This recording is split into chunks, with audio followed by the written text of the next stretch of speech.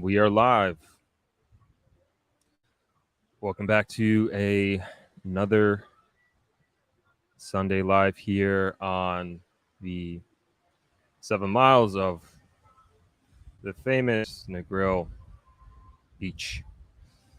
A little windy today, as you can hear, and a little overcast, as mentioned in the titling, but still all good.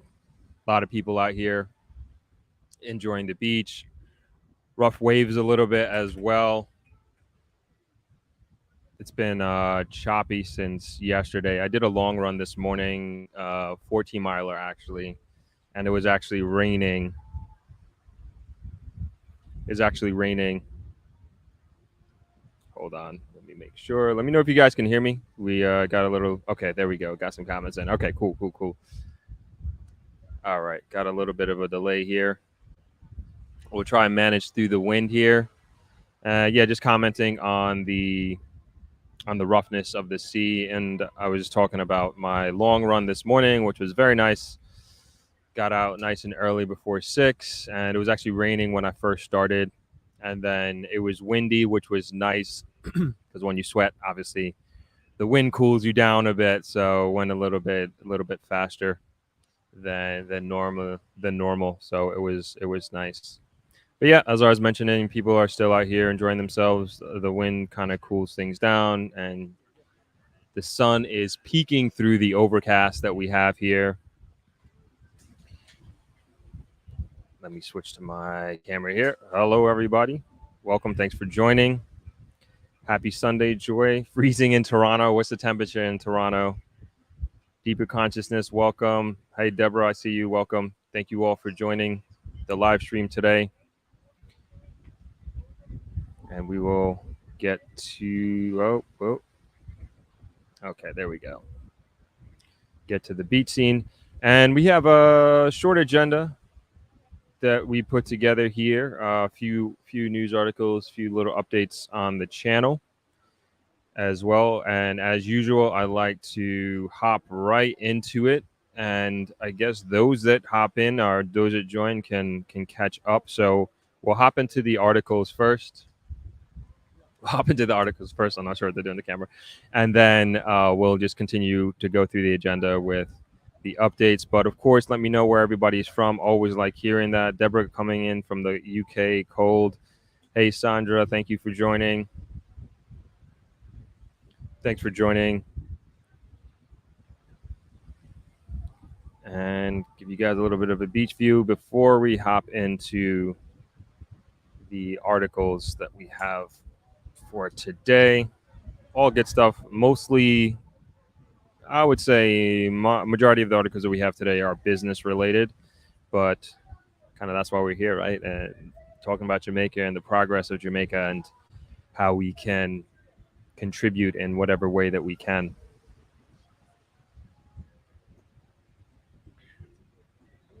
Okay, UK here, California. Welcome. Tina down the road. Okay, hi Tina. Thanks for hopping on. All right, let's get into the first article, and we will not delay here at all. Excuse me. And so this is the first one. It's ganja industry coughing. I will throw it in the comments there, just so you guys, if you want to read along yourself, you can do that.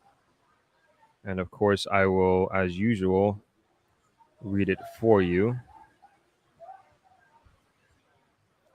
And this one is talking about the struggles that the players in the cannabis industry here in Jamaica are going through, mostly as it relates to regulatory factors inside and outside of Jamaica. And so I will go ahead and get started. Let me give you guys back the view. Hey, Carl from Milwaukee, thanks for hopping on. Yeah, I'm going to remove that so you guys can see the beach. But this is the article, Ganja Industry Coughing. Subtitle, Myriad of Challenges Set Back Growth of Once Promising Herb and its Products and its byproducts. So This is, of course, going off the back of our last Sunday live stream where we were talking about Hito Wito, which was one of the cannabis dispensaries here in Negril, and that is over at Hedonism 2 here in Negril on the northern part of Negril. And this kind of aligns with that for those who are interested or considering getting into the cannabis industry. This kind of gives you a little bit of an update on what's happening, at least from this article's perspective. So this was in the Jamaican Observer today, and it was written by Andrew Clunnis, who's a senior staff reporter for the Jamaican Observer. For decades, many people, particularly from the Rastafarian community, advocated the opening up of Jamaican cannabis industry. It served as the theme for many protest songs, the most popular of which arguably Peter Tosh's Legalize It. But for many in the industry, the rush for green gold has been a roller coaster ride as tough internal and external regulations are stifling growth in the lucrative trade. The cannabis industry worldwide is valued at 3 trillion US dollars, but Jamaican investors face a mountain to climb in getting their share of the pot, as many legal variables are disrupting their march to conquer the frontier. Regulations, regulations, regulations. That is a bugbear of players in the industry who say the rules both inside and outside Jamaica are making it super difficult for the industry to grow. Another thorny issue is that the entities that exist and trade currently remain unbanked, as commercial banks in Jamaica will not do business with cannabis enterprises. According to Felicia Bailey, Director of Communications at the Cannabis Licensing Authority, the lack of banking facilities is one of the major impediments to the growth and development of the industry. The Schedule 1 status of cannabis in the U.S. means that federally regulated banks and other financial institutions will not provide banking services to cannabis industry, medical or otherwise. The U.S. federal government's stance on the cannabis industry means that under some banking statutes, banks could face criminal and civil liability for providing services to cannabis businesses. Jamaica's banking industry is intrinsically tied to that of the U.S. through corresponding banking arrangements between local banks and those in the U.S. For this reason, Jamaica's legal cannabis industry is severely impacted by issues of banking. To protect their corresponding banking arrangements, currently local banks are cautious and, in most cases, totally antagonistic in doing business with individuals and companies working in legal cannabis industry. For example, banks will not provide capital to build businesses within the industry. They do not allow cannabis businesses to bank monies and close accounts of employees and businesses within the industry. The point is echoed by Alexandra Chong, founder of Jacana, one of the key players in the Jamaica's cannabis industry. We are totally unbanked, and that is a nightmare. She noted that the issue is not unique to Jamaica, and any positive movement will ultimately depend on the United States making cannabis federally legal. The United States is the largest cannabis industry in the world, and they are preventing the rest of the world from entering their market by giving advantages to their companies. The industry is largely driven by regulations, and this is the crux of the challenges that we are facing, she said. In April 2015, the government of Jamaica amended the Dangerous Drugs Acts DDA, to decriminalize cannabis possession, legalize home cultivation for medical, spiritual, and sacramental use, and create a new licensed industry for medical cannabis and hemp. There was much celebration and fanfare, and investors rushed to get their affairs in order. But 7 years later, many entrepreneurs have found it tough going, and some have opted to alight the train out of frustration. I'm just going to hop over the comments real quick and see if we have any there. Okay, people just saying hi. I will get to that in a sec. I'm going to continue the article.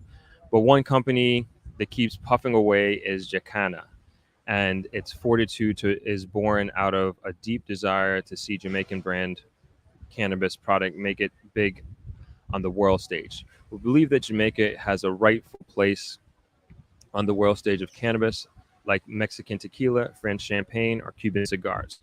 And we are committed to fulfilling that vision to bring world-class cannabis products to Jamaica and the world, and to create a winning environment for Jamaica. I believe in cannabis. I believe in its medical properties. It helped me get through law school. I am Jamaican. I represented the country in tennis when I was younger, and I wanted to come back home to be involved in something that I can be proud of. We know that cannabis is disrupting some industries like alcohol and tobacco. We also know that the growth opportunities are significant, but the pathway to realizing those market sizes is the big question mark for many investors and entrepreneurs. Regulators are the bottleneck. They are the ones who dictate how large an industry can become.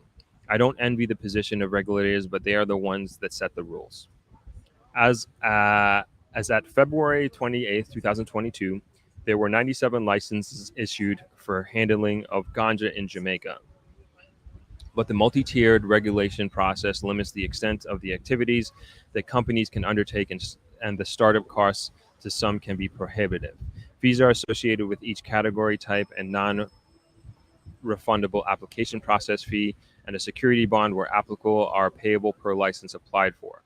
There are various categories of licenses as shown in the table. I'll put that table up in a few minutes. The fees, actually, I'll put it up now so everybody can see. This is the table of the different licenses that you can get, so everybody's aware. The fees are payable in Jamaican dollars at the prevailing rate of exchange based on the Bank of Jamaica's weighted average.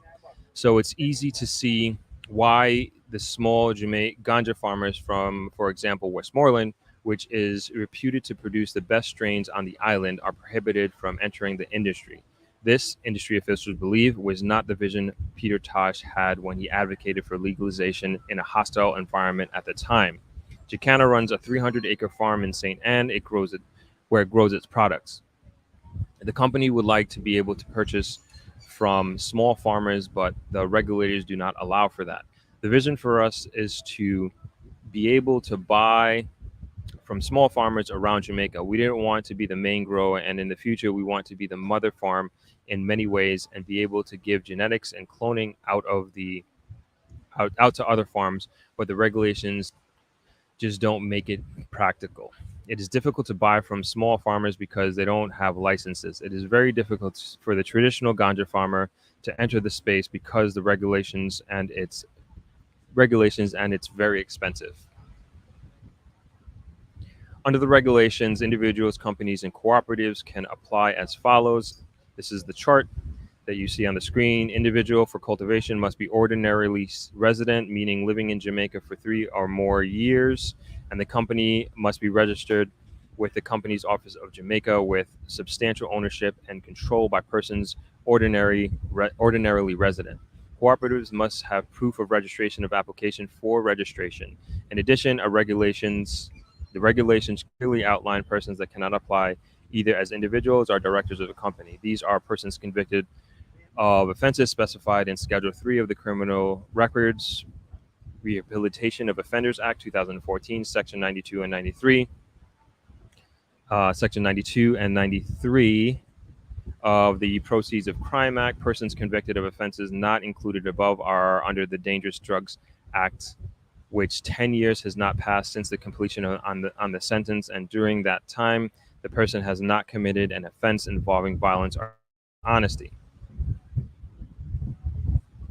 I lost my place. The violence or dishonesty.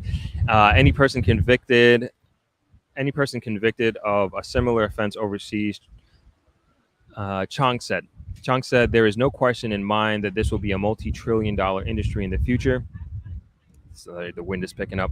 But the question is, when will the opportunities become easier? I think it's about companies that really want to be in it for the long haul versus those who just want to get in for the green gold and get out. And we have seen various cycles of that. The novel coronavirus pandemic dealt a major blow to Jacana's business, but the organization used the opportunity to open 4 stores, the latest being at Island Village in Ocho Rios. Despite being considered an essential service, Jacana was told that deliveries would not be allowed. Restaurants and pharmacies were allowed to deliver, but we could not, and our customers were not allowed to leave their homes to come to us, but we decided to persevere, Chong said. Jacana's business is split into 3 different segments: the medical cannabis line, the original flower line, and the export line, which ships cannabis flower to the European market. We explored 50 kg recently. Excuse me, we exported 50 kg recently, the largest quantity of flower that has left the island. The European markets have been slow in terms of how regulators allow them to open, but we will give more details around the summertime, Chong said. Jacana has a diverse line of products, including tincture, which I know what that means, tincture products. I wouldn't know what that means now. Tincture products, which are being increasingly prescribed by doctors. But cannabis faces competition from new entrants to the alternative medicine and recreated products market, like hallucinogenic mushrooms, which can be bought in the market with no regulation and no red tape. I think there should be regulations because it is unfair there should be some kind of oversight to ensure a safe product gets to the market, Chang said. She added that Jacana is vertically integrated and probably has the most licenses on the island. We have to be licensed to grow our products and to access all to sell. I'm going to take this down here so we can get back to the beach, but you guys get the idea. All right, we're going to keep rolling. Almost done here. But cannabis faces competition from new entrants to the alternative medicine and recreative products market, like hallucinogen. We already did that. I'm sorry. With all the challenges, she sees light at the end of the tunnel. On the part of the government, I think there have been attempts to help, but there is still stigma, and there are many people who sit on certain boards that don't want to see cannabis thrive. You need to be willing to make bold decisions like Mexico, Uruguay, Canada have done. Chang continued, we need to move away from medical cannabis and go full force legislation. Germany has said it will go adult use, and I think that is the only way we are going to see a huge change, but the government has to be bold. I think under Auburn Hill, the Ministry of Industry, Investment and Commerce, and the current CEO of the CLA, Dayania Ashpole, sorry if I said her name wrong, there has been a tremendous amount of change in the last few months. I sense there is a strong desire now to see this work. Okay, end of the article. That was a long one, but thank you. We got everything we need to know about medical marijuana, right? At least where we are now. And so let me hop over to the comments, and then we can hop into a quick discussion on that article. Hey, Julie from Miami. Thanks for hopping on. Posh. Happy Sunday to you as well. Hey, Donna from Ottawa. Thanks for hopping on. Okay, thank you, Mike. Happy to hear the audio is good. Is that Mike Green from Long Island? Where are you from, Mike? All right. Hi, Sophia. All right, let's get into some of the cannabis comments here. True Love Productions, we as Jamaican should defend our weed and name it Bar Marley. We have outsiders telling us how to grow it. Joke.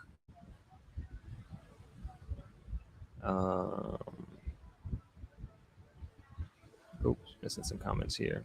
We allow 4 plants per household in Canada. I think we have here in Jamaica, it's 5 per household. And I'll also say going up to True Love's Productions comment, yeah, definitely that this is an industry that Jamaica should protect. And I think, even from the article and from what I understand of how things work, I think Jamaica is doing a good job of that, ensuring, as it said, it needs to be a majority owned by a Jamaican, the company, if you're setting it up.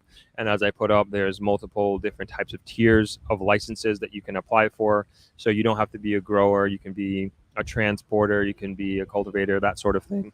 So all of those tiers, the company has to be majority. I think a 50% owned by a Jamaican, which I think is super, super important.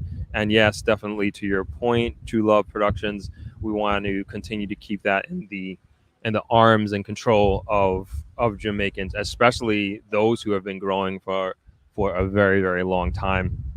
We can't forget about them, and it seems like that company Jacana is doing its best to include more traditional growers and even wanting to buy from them so they can sell it themselves. I think that's pretty awesome.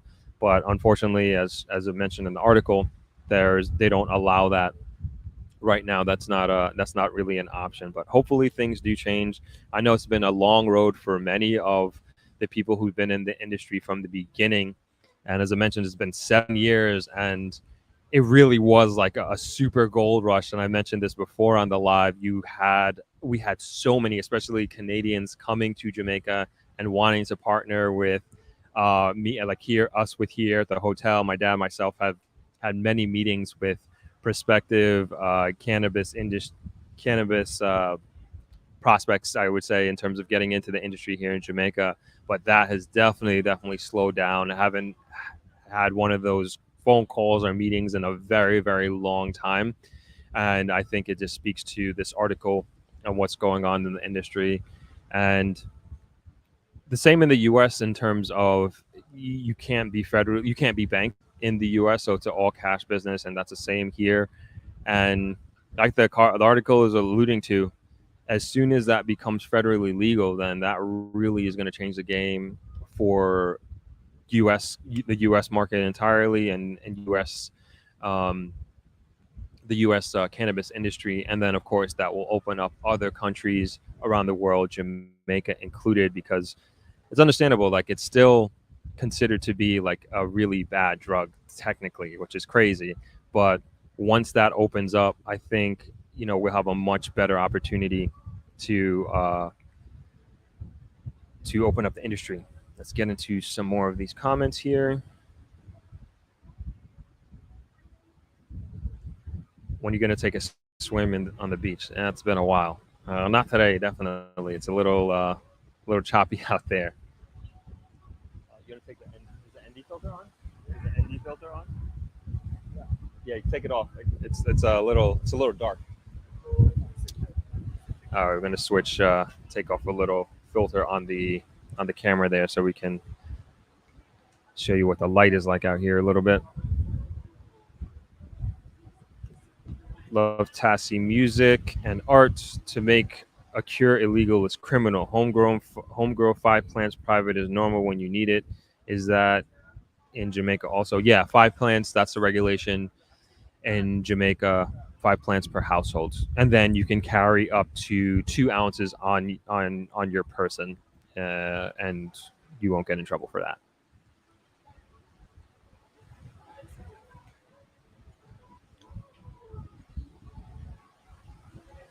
Hello there.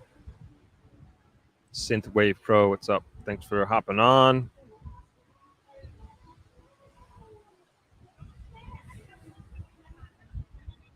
Greggy says burning a big spliff. Good for you, man.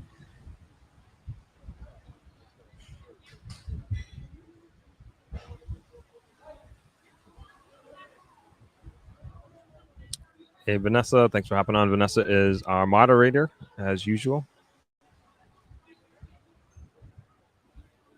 Chelsea says we have to find a way to integrate the traditional ganja farmers into the cannabis market, especially those in Westmoreland. Absolutely. As the article mentioned, it's super, super expensive to get one of these licenses. And of course, I think those traditional growers, they're going to need some help kind of coming into a formalized business space with this.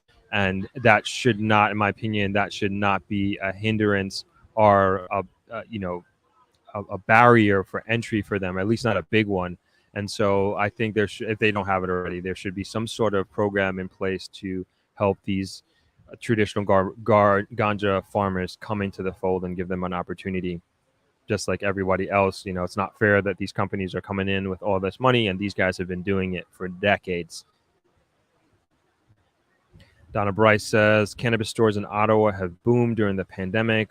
One almost every few blocks. CBD oils and drinks, big sellers. Look at that. Could be Jamaica. Could be the U.S. Synthwave says Jamaican regulators are impeding local players from entering the market by following the rules for entry that echo those of the U.S. and Canada. You'd need a license to use Bob Marley IP name. Right. Yeah, you're right about that for sure. Yeah, I think the main thing with the regulators in terms of them doing the same thing as the U.S. as far as regulation goes is that, you know, I mean, they're basically treating it like it's, cocaine or crack, like one of these hard drugs, like it's in the same category, which is, crazy to all of us. But that's just the way it's been for however long. And somebody is going to need to, when I say somebody, like a government is going to need to make that change at some point in time. And if to have a business that's cash only is really tough, especially ganja. And then also it's probably super super dangerous as well. So that's something that I guess these businesses have to take into consideration. True Love Production says the weed is our oil. Westmoreland should be rich from the weed. Yep, it's kind of what it's known for out here. Gavin has a question. Hello, looking to travel to your hotel in June. Are you allowed to smoke on property? Yeah, well, smoking, like our rules of smoking anything really is the same. Like you can't smoke, excuse me, you can't smoke on the restaurant deck here, or you can't smoke at the bar, not inside the rooms either. Please don't smoke in the rooms, but you can smoke on your balcony or on the beach or on at the pool. Can you smoke at the pool deck? But basically open, like where it's not a lot of people together for the most part. But of course you want to be conscientious and courteous of those around you. If it is bothering somebody, we ask that you just kind of go somewhere else. We do have designated smoking area down here at the restaurant as well. So it's just not to be here in it's just like I would say, like it's like New York, and I mean it's not that strict, but it's like that. You can't smoke in restaurants, right? That's my reference, I guess, if you will. Let's see here. Look, Tassi says make a social plan when ganja make money, invest in social programs, building houses, make politics mirror the fact that what's needed. Yeah, I agree with that. I mean, you can use a lot of that money in the taxes from taxing it to build schools, to build recreational facilities for children. That's badly needed. I can definitely speak to that here in Negril. And so I think there's a lot of pluses with that. But again, it's like, would the U.S. put Jamaica categorized as a narco state for having the banks regulate, making it fully legal, so to speak? I'm not sure, but I don't know of any local or international bank that's here that would even take that risk, because it's just, imagine being a bank like Scotia or NCB and they're being shut out completely from the U.S. And kind of once you're shut out from the U.S., if you can't do business with the U.S., you probably can't do business with any other country that the U.S. partners with, I would venture to think. So it's just kind of a huge risk for Jamaica or anybody to be so bold. And but it's the U.S. that's holding this whole thing up, in my opinion, I think, which is kind of crazy. Donna says, don't forget, initially the U.S. banned canned ackee and Sichuan peppercorns as dangerous. Really? I didn't know that. That's so funny. That is so funny. Ray Grant says St. Anne, Jamaica have the best ganja. I wouldn't know. I hear Westmoreland is the go-to, specifically Orange Bay, but or is it Orange Hill? I don't know, but somewhere in the hills, West End. That's where I understand supposedly the best ganja is.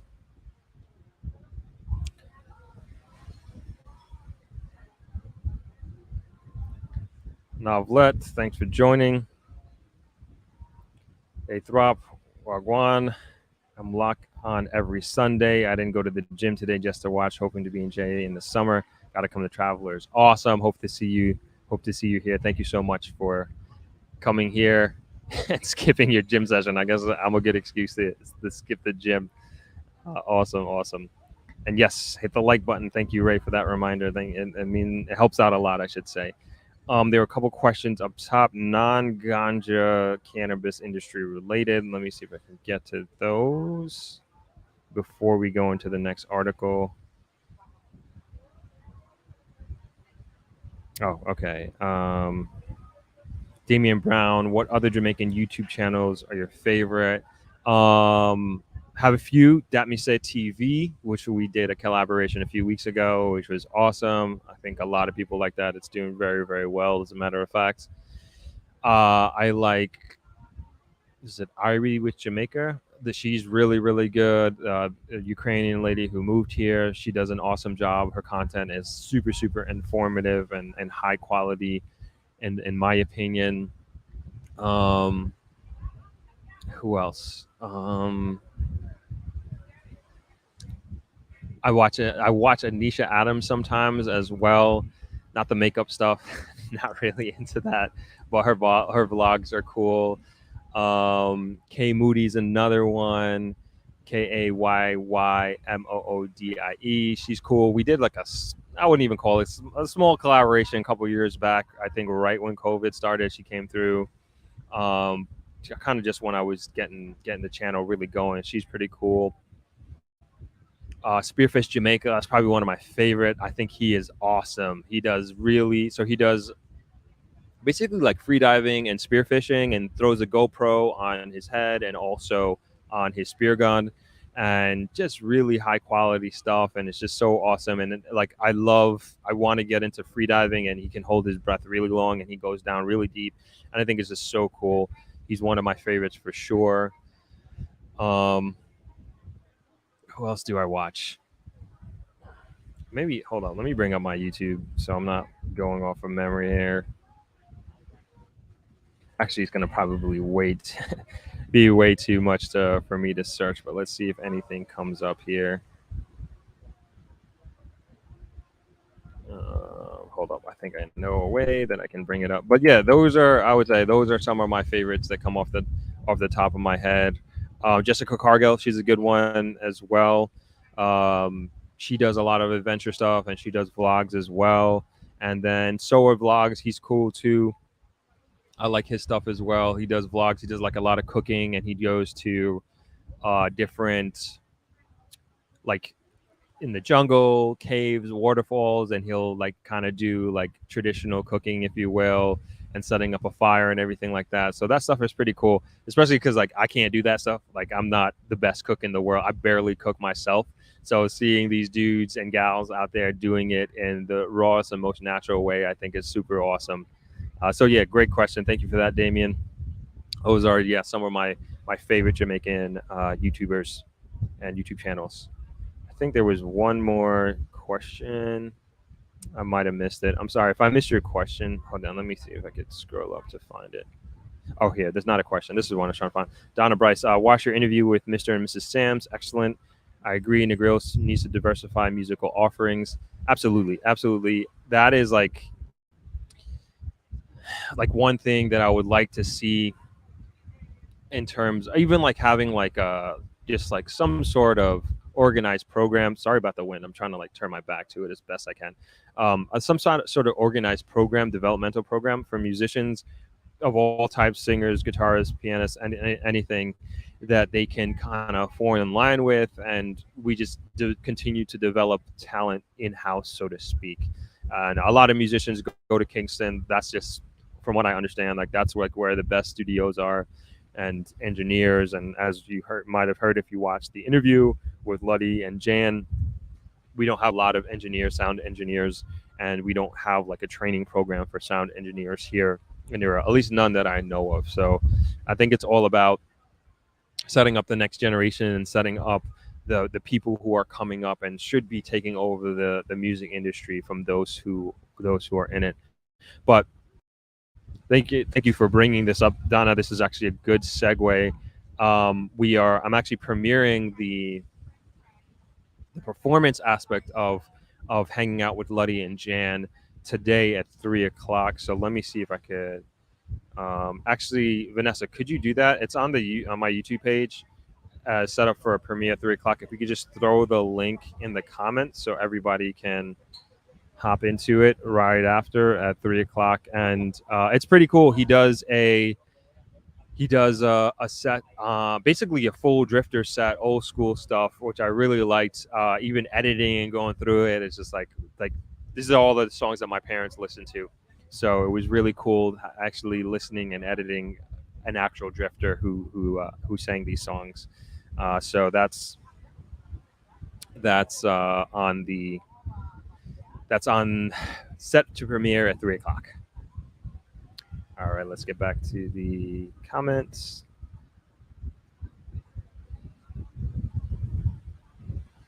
All right, gotta turn my back to the wind here. Donna says Ari's excellent, honest, and balanced. Yes, yeah, I think so too. Great YouTube channel.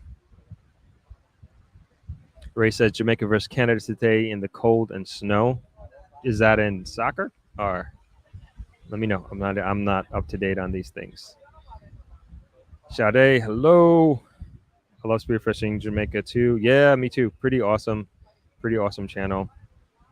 And I see you are also a big Jessica Cargill fan too. Plus Life with the Stevens and Meet the Mitchells. Yes, Life with the Stevens too. I like them too. I don't watch so much Meet the Mitchells here and there, but I like the Stevens. It seems like, not to say that the Mitchells aren't, but like they seem very super authentic with their content. And then he gives, I think, great financial advice as well, especially being in the Airbnb space. So I like his whole approach and what he's doing.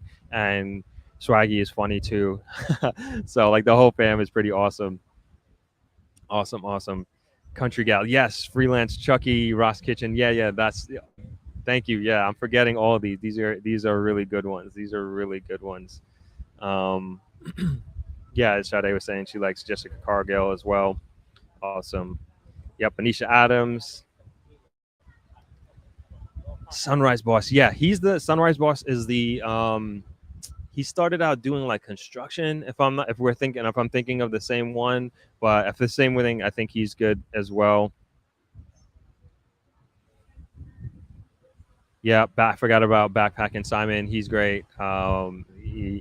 Is he still in Jamaica? I know he's like all over kind of thing, but yeah, he's really good when they collab.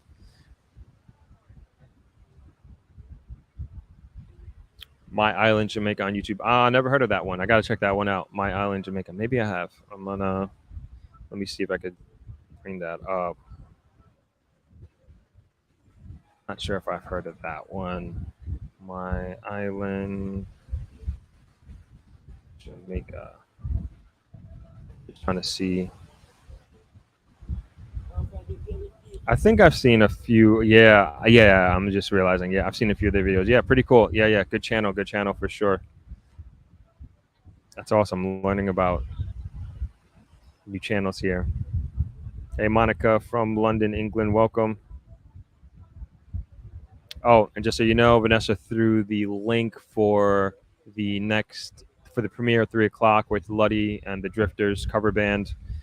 Really good. Like I said, I really enjoyed putting that together. Thank you, Vanessa. Appreciate that. Meet the Mitchells. You haven't watched a lot of their stuff, but I got to get into it a little bit more, I guess. But it seems like they have good content. Hey, Ingrid, welcome from Orlando. Thanks for chiming in. I see you, Paula, chiming in from across the pond. Suzette says Meet the Mitchells is my favorite channel. All right, okay. I guess I gotta check them out. Okay, I gotta spend a little more time with the Mitchells.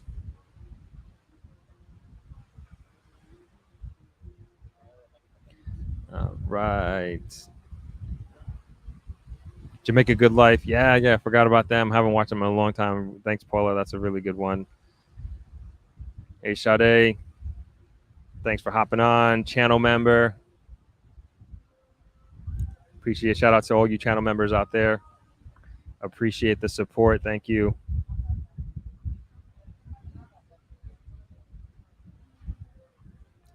What else?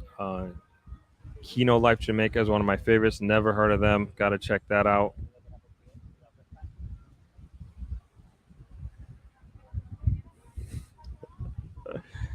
True Love Productions. If all Jamaicans smoke weed, Jamaica would be peaceful.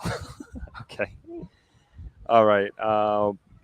Morris, Time Cooking. He's Canadian, however, Yachty still. Never heard of him. I got to look all these up. Sash says Sower is good. Yep, he's really, really good.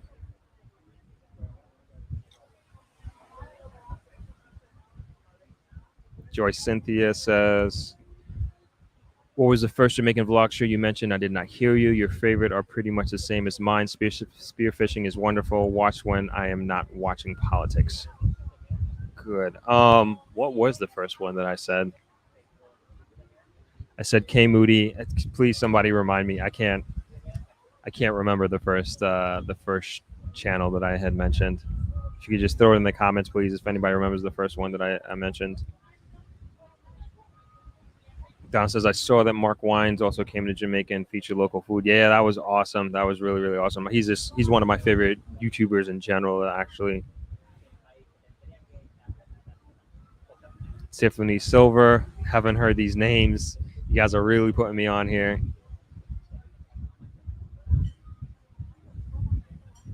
Funkbringer.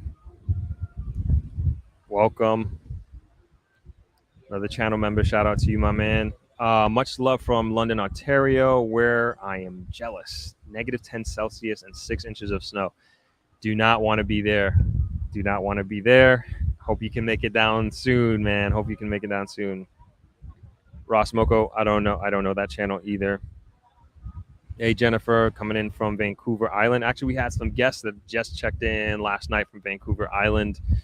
And yeah, they come every year. Repeaters. They haven't been because of COVID, but they are here now. And I always golf with Tim. I actually did a YouTube video with him. Man, this got to be like at least 5 years ago. No, this is 2017. Okay, yeah, 5 years ago. That's when we shot it, 2017. So yeah, Vancouver Island. Thanks for hopping in, and thank you for watching, and thank you for the support on the channel. Linus says, greetings from Brooklyn, New York. I found your channel yesterday under the comment section of Stephanie Perry's channel. So I've watched 10 of your videos, and I am also a new subscriber now in Negril. Awesome. Thanks for subscribing. Appreciate the support. I got to check out Stephanie Perry. Okay. Can you make a note of that, Vanessa? Like some of these channels that I'm mentioning, just so we can check them out afterwards.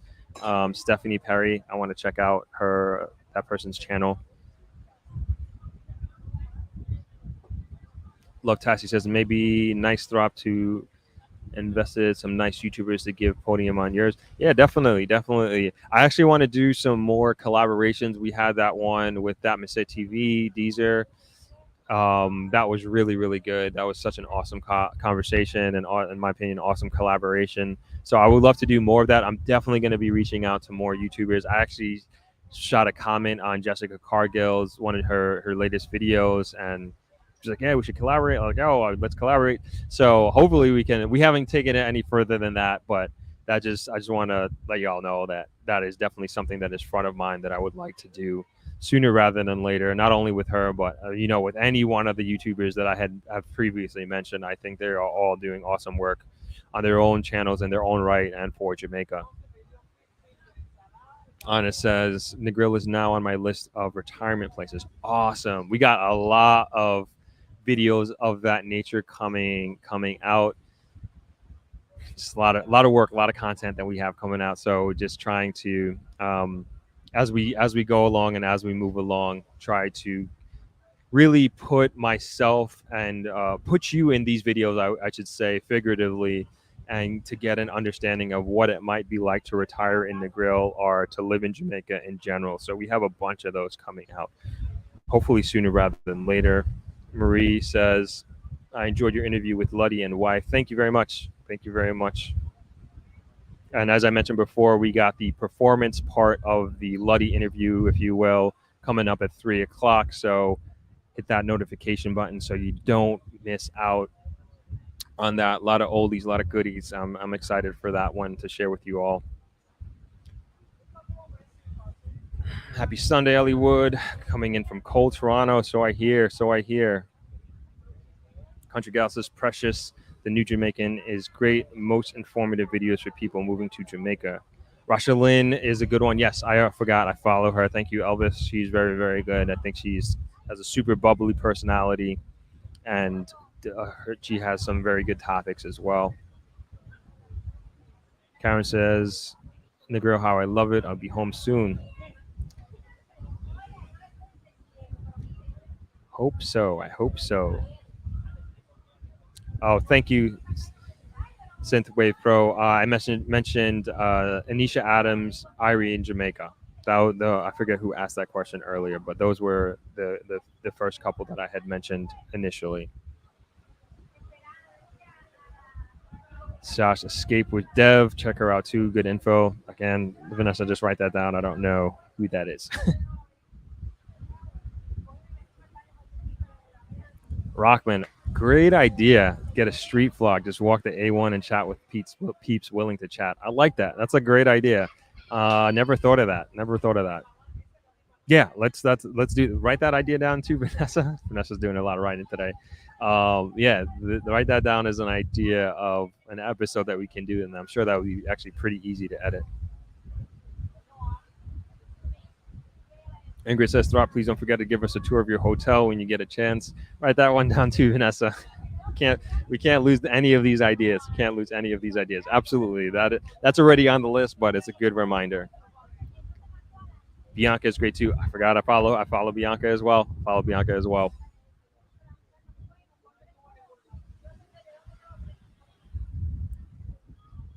Live for Love TV, watching from from Sheffield, Westmoreland. Excuse me. Thank you for chiming in. Maria D says Sora Vlogs is now in Ghana with one of Africa's most influential YouTubers, Wode Amaya. Awesome. I didn't know that. I know he was doing some food in Africa about Ghana, but haven't really checked those out. I didn't know he was still there. That's pretty awesome. And Donna says airfares to Jamaica have skyrocketed. Oh no.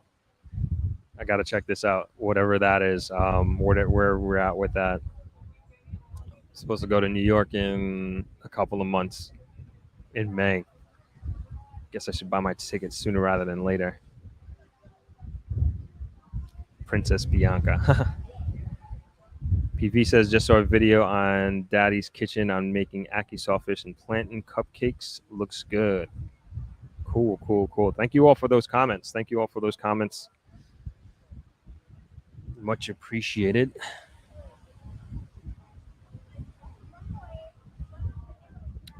Suzette says, I see more posting about the hotel on Instagram. Yeah, they're stepping it up here.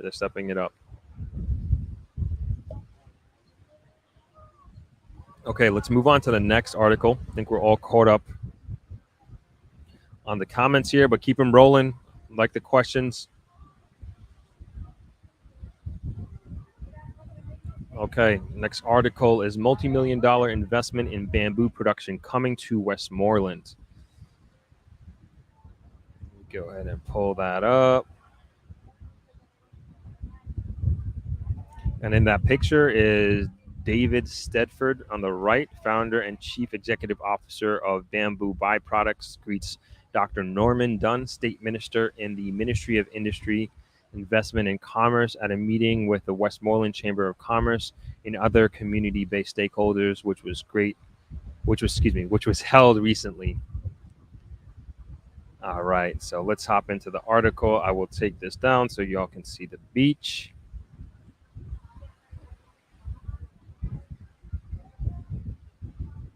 And let's get into the article. The parish of Westmoreland is set to benefit from a multi-million-dollar U.S. investment of $337 million, which will see the cultivation of 25,000 acres of farmland to produce bamboo pulp for the global consumer tissue and personal hygiene industry. Wow, $337 million? That's crazy. Okay, let me get back. The project is being undertaken by Bamboo Byproducts Limited and is estimated to create some 1,000 direct employment opportunities in Jamaica in excess of 5,000 indirect ones. Details of the project were outlined by David Stedford, founder and chief executive officer of Bamboo Byproducts, at a meeting with the Westmoreland Chamber of Commerce and other community-based stakeholders, which is recently held at the Westland College in Torrington, South Lamar. During this meeting, Stedford provided an update on the status of the upcoming bamboo pulp mill that will be constructed in the community of Friendship in Westmoreland. We are here because you have the best species of bamboo as a suitable non-wood sustainable fiber for the tissue industry. Bambusa vulgaris, bamboo that resides here in Jamaica, is perfect because it is fiber length, strength, and its absorbency. Excuse me. The critical issue we have here is that it also benefits the environment, and that it is a key as well. He said. Stedford said the project will be the first fully integrated bamboo market pulp mill outside of Asia. He said the intention is to work with local farmers in Westmoreland and its surrounding parishes through cooperatives where they will be partnering and farming the land for bamboo production. Welcoming the project, Dr. Norman Dunn, State Minister in the Ministry of Industry, Investment and Commerce, said that the venture represents an important export opportunity for the country as well as earning necessary foreign exchange to propel the economy forward. Expected revenues. He underscored the fact that one of the main areas being pushed by government is exports. Dr. Dunn further disclosed that the project has expected revenues of 1.5 billion US dollars over 10 years. Pretty incredible. While there are distinct benefits to Jamaica, the benefits to Westmoreland will extend far beyond the parish's economic prospects. Consistent and suitable employment opens up a whole new world of earners, which will spill over and improve the status of families, improve housing, education, and health, and the impact of social and current cultural interactions will be significant. We therefore look forward to positive outcomes from the venture, he stated. Meanwhile, farmers who attended the meeting welcomed the initiative. It is something that I have long awaited as it relates to the cooperatives which they mentioned. I'm in support of this as some farmers will not have sufficient acreage in growing the bamboo, but in small groups this would be achievable, said Hopton Bailey, chairman of the Grange Hill Community Development Community, noting that it will have a positive impact on the economy and the parish. So far, an environmental and social impact assessment on the project has been completed and submitted to the National Environment and Planning Agency for approval. Test plots have been cleared and are undergoing planting, and much of the logistical planning is far advanced, the company divulged. That's pretty cool. That is actually really, really awesome. Vanessa, thank you for finding that article. Oh, yeah, let me share the article. Thank you, Sonal. I just saw your comment.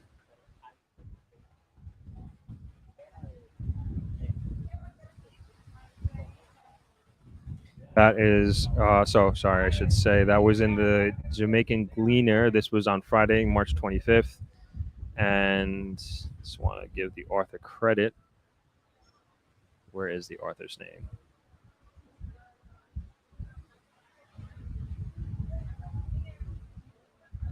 I can't find the author. But anyway, you have the link. This is from the Gleaner. And I think that's amazing. As the article stated, I think it's going to do wonders for Jamaican export. And this is something that I've said even before: is that Jamaica does not have a lot of exports, and that's one thing that we need to focus on as a country. And this is a $337 million investment that's supposed to generate 1.5 billion US dollars in the next 10 years. What more can we ask for? I think that's amazing.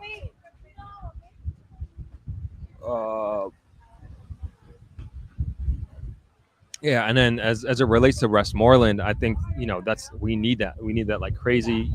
Westmoreland was known for sugarcane for a long time, and I don't think we're still doing that. I shouldn't say we're not doing that. We're still doing that, but definitely not on the scale that we used to. This is, of course, many, many decades ago, and so maybe this could be a replacement of that, or at least help in some way. And as it stated, it's creating 1,000 direct jobs and 5,000 indirect jobs, and we definitely need that for sustainability purposes. And this is definitely going to do wonders for Westmoreland. It's going to do wonders for Jamaica as well.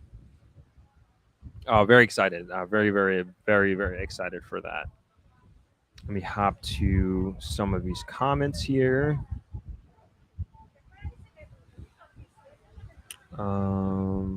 Let's let's see. True Love Productions. My friend Samantha stayed at your hotel sometime and it was good. Awesome. Thank you. Tell Samantha I said thank you. Marie asked what's coming up on the channel. Okay, we'll get to that in a second. We'll get into it right now. What's coming up on the channel? So immediately, directly at 3:00, we have the performance by Luddy the Drifter, who I recently did a podcast with. So as I mentioned, he's doing all these oldie songs, which is awesome. Very, very proud of that video and proud to be working with him and his business, the Drifters Bar and Negril. And actually, they're doing another live performance today at 3:00, which I don't think I'll be going to. We went there like 3 days in a row last week, which is fun, but we'll give it a little break. We'll go back next week maybe. So that's immediate. For those of you who are Patreons, you saw, and also channel members, you saw that we are actually redesigning the studio, I should say. So my studio is getting a whole new redesign. I'm been working with a local Jamaican designer here in she's in Montego Bay actually, and I'm very, very excited to share with you all what the final product is like. But if you want to see a little bit of a sneak peek and of course get other benefits, you can of course become a channel member or a Patreon, and you kind of get the behind the scene situation. At least that's the immediate thing that I'm working on now. Again, as a channel member or as a Patreon, you get that inside. So that's something that is coming up that I'm very excited about. Next thing that's coming up on the channel is this week, I'm definitely releasing the first episode of Kingston. I am settling down, strapping in, and I'm going to be making sure that that gets done by the end of this week. We will be doing a release. We'll be having a trailer for that series, for that episode. I've just been so busy with the refurbishment of the office. So like everything, the studio is just like in complete disarray right now. So I'm not settled. The other thing is like I finally got a decent laptop. So my brother actually brought it for me, and man, finally have a good computer. You can't see it, but I don't want to lift it up, but it's right here, and just makes the process of editing so much better. My computer is like 5 years old at this time, and just the type of footage that we have and shooting in 4K high definition, blah blah blah. It just couldn't manage it, and it made the editing process extremely arduous, and that is no longer the case. And so that's why I'm saying, like, now that I have a good computer to edit with, I can get these videos out much faster and also much more reliable. And I just give you guys, this is getting a little nerdy, a little techie, but this is just give you guys an example. So the video that I uploaded today, I believe it's about 40 minutes, and my other computer, my old computer, in order to export that, we won't even get into the process, the process of editing. But once I finally get through the edit, that would probably take the whole night to export. So I would literally export it like one night, the night before, leave it, and then it will be finished exporting. Hopefully, if nothing happens in the night, like the power go out or something like that, and by the morning it will be done. Now yesterday, when I exported that video, it probably took, I don't think, 20 minutes. And that just kind of goes to show you the major difference in the computing power that I have now. So I'm very confident that I will get that out. But those are the immediate updates I'd say that's coming on with the channel. Kingston being the one that I'm very, very excited about and really excited to share with you all. Thank you for that question, Marie. B. Isaiah, peace to you as well. Let's get back to the beach view for you guys. Thanks for hopping on. Lorraine 96 Smith says, just discovered your channel. Keep up the good work, Throp. Will you be doing the London Marathon next month? Thank you, Lorraine, for joining. Welcome as a new channel member, new subscriber, excuse me. No, I'm not doing London next month. I was scheduled to do the Boston Marathon next month, but I had a knee injury recently. I tore a ligament in my left knee and the patella ligament, and I just won't have the fitness to do the marathon. But I have every intention of running London 2023. That is the plan, and I hope to do that. Sign up for that. I'm actually already talking to a company And if everything works out, that's actually going to be my 6th major marathon, which is the long-term goal that I had into when I got into running marathons, is to complete the 6 major marathons of the world, which are New York, Berlin, Tokyo, Chicago, Boston, and London. And so London is looking like it's going to be the last of the 6, and I'll get the 6-star finisher medal, which I'm very, very excited to achieve whenever that happens. But yeah, hopefully everything goes according to plan, and I get into Japan and I get into London, because these stuff costs a ton of money to even do. But I'm super passionate about it. Thank you for the question, Lorraine, and welcome to the channel. Rockman says, "Bless you, brother. I'll be jetting home to the point as soon as the chains of liberty loosen up here in Canada. See you soon." I hope so too, man. Hope so too. Thank you, Sanal. Yes, hit the like button. Much appreciated. Jason says, "Looks like a bit of a rough day on the bay. Loving the live view. Got to get back there soon." Yeah, a little rough today. I feel like it started last night when I got up this morning. I got up at I think about 5, a little before 5 o'clock, as a matter of fact. And it was super windy. And actually, when I got out for my run this morning, it was actually raining a little bit, drizzling a little bit, but it stopped. I wish it kept raining. I love running in the rain.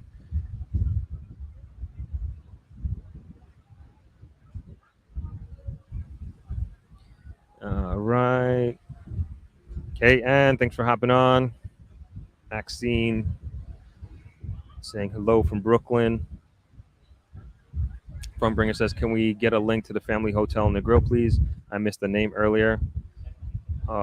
Travelers? Is that what we're talking about here? Travelers? Let's do tbr.trk. Hold on. I'll throw that in the comments in 1 sec.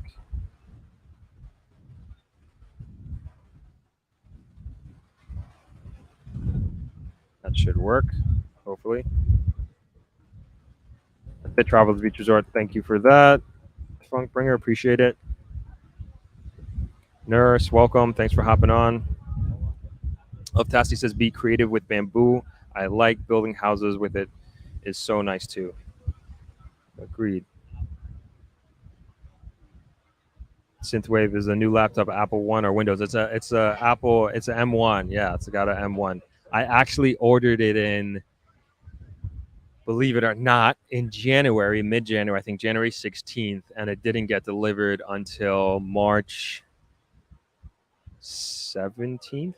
I think it came in. I feel like it was March 17th.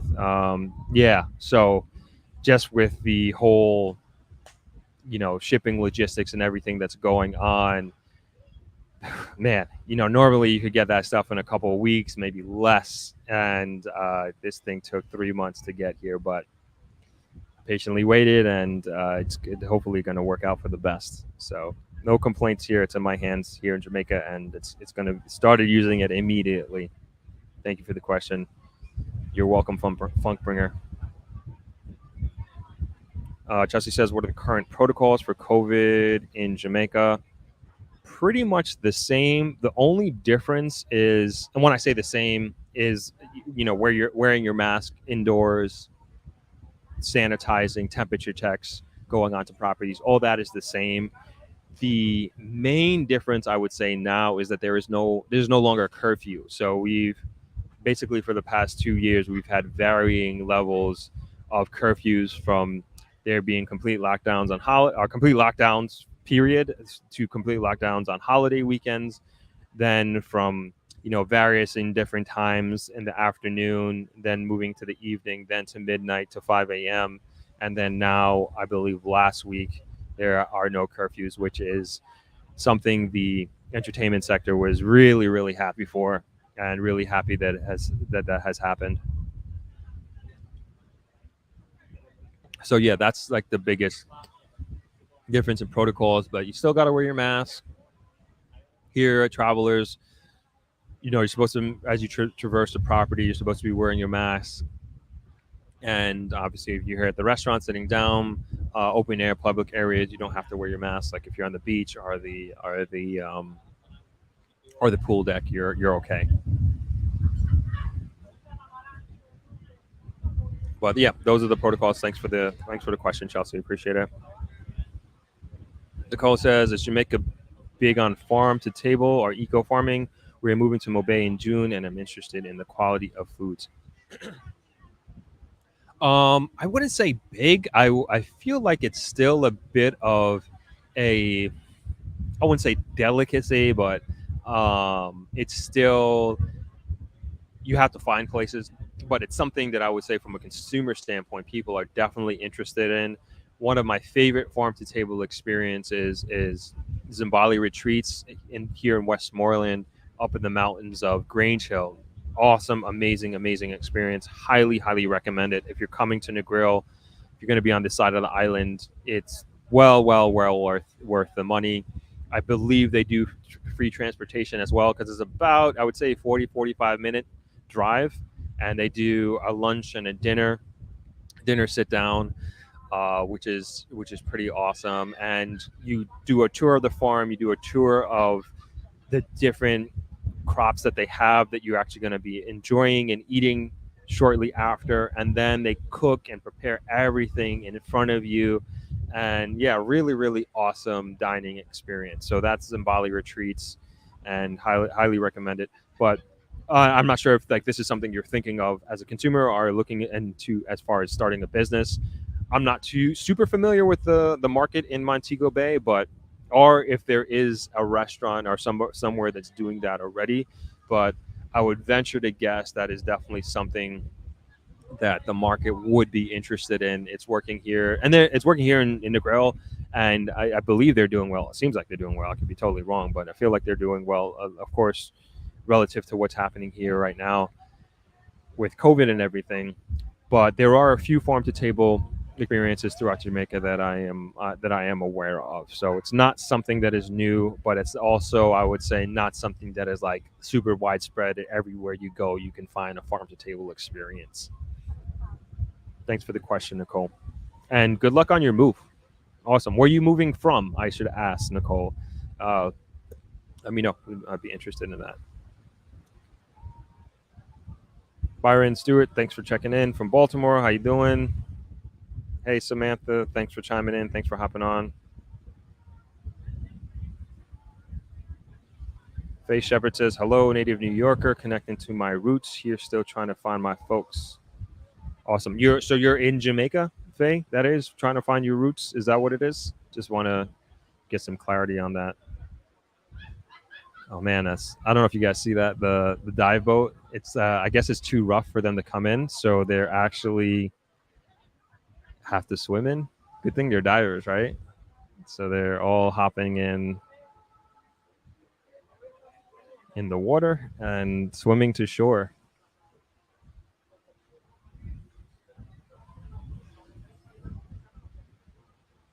The adventures of Negril Beach here. All right, let's get into the next article as we watch them jump from the boat and swim to shore. I think we only got one more, if I'm not mistaken. All right, and this one is MP hopes plan development will help solve social ills. So this is in line with a lot of what we've been talking about with the need for housing in Negril specifically. All right, let me just hop into some of these questions, some of these responses. Thank you for responding, Nicole. She says, we are moving from North Carolina by way of New York. My husband and boss and myself, we looked at Negril, but no schools for our little ones. Yeah, how old are your kids? Sorry, we're getting like a personal conversation, but yeah, we have schools here. We definitely don't have high school. I've mentioned this several times, even in the conversation with Luddy and Jan. Unfortunately, we don't have a high school. So yeah, we do have schools, basic schools, primary school, but I'm sure maybe it just wasn't suited for you. And I had a friend of a friend who actually did the same thing. They lived in Negril, but either there was no school or they didn't like the schools that they had to offer here in Negril, and they ended up moving to Montego Bay. And they love Negril. They absolutely love Negril and would much rather be here. But for the sake of the children and their future and their education, they ended up moving to Montego Bay. So can't blame you there. Can't blame you there, Nicole. Got to do what's best for your kids and for your family. And Faye says, yes, she's here looking for her family. Pretty cool that you're doing that, and good luck to you. Hope you get in contact with them, and how I'm assuming that you're trying to search and look for your lineage, which I think is important. At some point, I actually want to do the same, because I only know to my Jamaican side, I only know to my grandmother and my grandfather. But hopefully, I get at some point in my life, I will definitely do that. All right, let's see some other comments. And Jason said, I was wondering why they were diving there. It's quite shallow. Yeah, they're just trying to make it to land. Gotta do what you gotta do out here, especially on days like this when it's so rough. So Ali is just gonna keep the camera on them and keep you guys updated visually on what's happening. Snov said, what is the name of the farm again? With the farm to table experience, will you haven't interviewed with them and done this experience on camera? Yes. So I will absolutely. Great question, Snov. So I have already spoken to Mark, who is the he's the owner, co-owner along with his wife, and so this is at Zimbali Retreat. Sorry, Zimbali Retreat is the name of the farm to table experience. I'm just writing it in the comments. Yeah, that's the name of the farm to table experience. Again, here in Westmoreland in Grange Hill. You can check them out. Highly recommend that. And yeah, I've already spoken to the co-owner, and yeah, we're going to get together and do something. We're going to actually do the podcast up by him and go through the whole experience, because he also has rooms there as well. It's a different world up there. It's in the mountains. It's very secluded. The only thing is, like, the reason why I haven't done it yet, because he invited me to spend a night there, which I want to do and get the full experience, but my training, there's nowhere to train up there. It's like it's rocky roads. It's super mountainous as well. So I have to pick the right day, and I can't miss my training. I have to keep up with it. So that's my only reason, or my excuse for not doing that yet. But on the list. All right.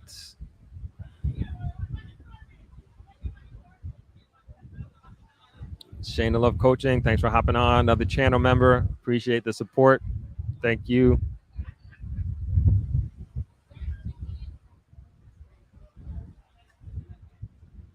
Beach Rock Maxim says, hey, Throp, I finally made it home in Treasure Beach. Awesome. Hey, are we related? My cousins are Maxims from Treasure Beach. I'm sure we are. Hey, Shayna and Norman checking in from Florida. Welcome. Is it possible to set up a webcam so we can watch when you're offline? Watch what? What do you watch the beach here? Okay. I guess we can. That's a good idea. I know some other properties have that, so that's kind of a good idea. Oh, Faye says, I'm a friend of Ari Joe Stennett. Yes, here in Westmoreland. Oh, hi. Okay, awesome. So I don't know if you guys haven't seen my interview with Ari Ja. That was really, really awesome. She's from Brooklyn, young woman, moved here initially to help out her grandmother, who had a series of strokes in Kingston, and then made her way to here in Negril. And she teaches yoga here and does actually yoga retreats as well. And that's what she's doing to make a living here in Jamaica. Highly recommend you check out that video. Vanessa, if you can throw that in the comments, the interview that I did with Irija, it's the one, like, it's me and her on the beach with the yoga mats, just so everybody can see that. Thank you, Vanessa. You're on time. You are definitely on time, Shayna. Jade say, sounds like Negril needs some real estate developers. Maybe you should consider interviewing a real estate developer this can encourage people to do business in Negril. Good idea. Good idea. I have not interviewed a developer. Um, Even when I was in Kingston, unfortunately, we just did brokers. I shouldn't say just, but we interviewed brokers and realtors, but not the developer. We supposed to meet with a developer, but he was on, he's away for the weekend, and unfortunately, we couldn't get the timing right. And with that meeting, our interview that we were going to do, I would definitely be trying to convince him to move or consider doing a development here in Negril. And that is one of my hopes of this video that I have coming out with Kingston, is to really have people consider, or people who see this consider coming to Negril to do a development. And so my plan is to make a juxtaposition video, if you will, on Negril and the potential of Negril as compared to what's happening in Kingston. All right, let's get over to some more comments. The waters on the west side of the island is beautiful. It is indeed. Cherry says Zimbabwe is wonderful. You must take the hike with fire. Nothing like it. The beach. Okay, all right. Oh yeah, yesterday there is. I forget. I couldn't remember the name. Stush in the Bush. There's another farm to table. Yeah, I definitely want to do that. And it says it's in Priory in St. Anne.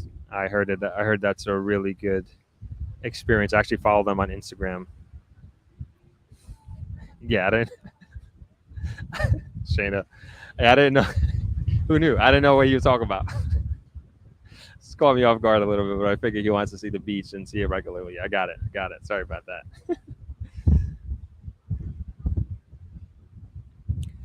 Damien Brown says, what do you think about Mandeville? I really don't know much about Mandeville. My dad was born there, and then he moved to Kingston shortly, but I just know it's a place where a lot of people who retire go to, and I think it's, from what I'm told, it's cooler there, so the temperature is not so harsh as maybe compared to down here in Negril or Kingston during some times of the year.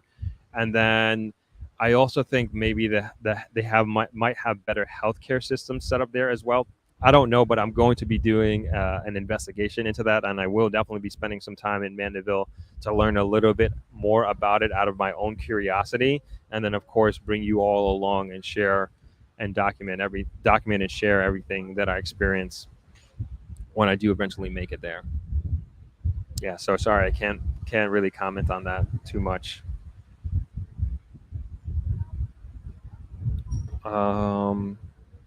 Lorraine asks, is Travels an all-inclusive resort with airport pickup? We do have airport pickup, but we are not an all-inclusive resort.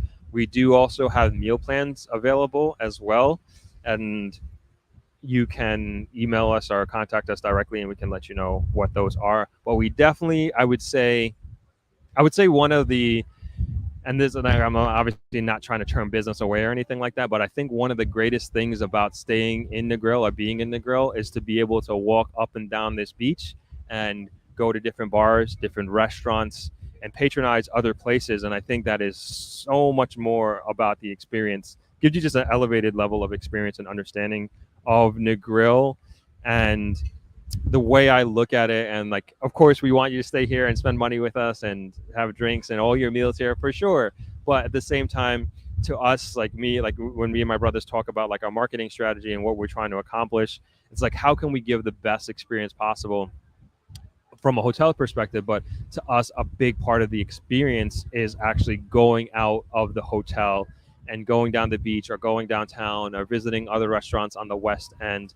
And I feel like being in an all-inclusive plan or a meal plan, it hinders you from having that experience. It hinders you, it just kind of puts you in the box of whatever that hotel is, and that is your only experience. So although we have it available, I highly encourage people to, I think probably the best idea is to get like a breakfast plan. That kind of probably makes financial sense, and you probably just want to eat where you are. And we have good breakfast, honestly, and we have good coffee here as well, as we've talked about coffee a few times in a row on these Sunday lives. But that aside, I think you should explore other places for lunch and dinner. and I think having a meal plan or an all-inclusive plan will hinder you from giving you that holistic experience. Just my point of view, my opinion, Lorraine. But there are some people who just like all-inclusives. I know all-inclusives. Like my friends are coming to Jamaica, and they're not even staying here at my hotel, but they all have kids, and it's just best for them and how they travel and what they're comfortable with to be in an all-inclusive, which I completely understand. I have nothing against all-inclusives at all. Nothing at all. I think there's a time and place for different types of accommodations. I think all inclusives are great for groups as well. Great for weddings, although we do great weddings here as well. So keep that in mind if you're considering getting hitched. And Vanessa put up the interview with Arija, and she has a link there if you want to take a look if you haven't seen it as yet. Great interview, I say. Scotty Bima, where you want to be right now. I hear you. Where you chiming in from, Scotty? Ingrid says, I'll be in Ochi in May with my family. We haven't been to Jamaica in 12 years. 12 years. Oh, my goodness. Ingrid, too long. Don't let that happen again. Ochi in May. Good for you.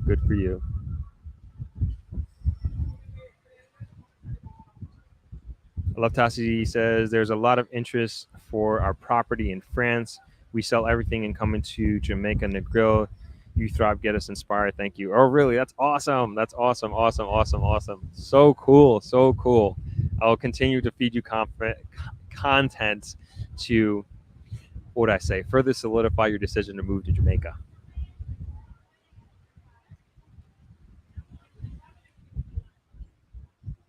This guy says, you're right, Throp. I love Sweet Spice Restaurant in Negril Town. Okay, Ingrid is doing all-inclusive in May as well. Scotty is in cold New York. Yeah, I hear New York weather is a bit bipolar these days. 20 is it 20 degrees today or tomorrow? Somebody told me. Glad I am not there. Wish you could be here. Funkbringer says everyone needs to get in some roadside jerk and managed water. Agreed.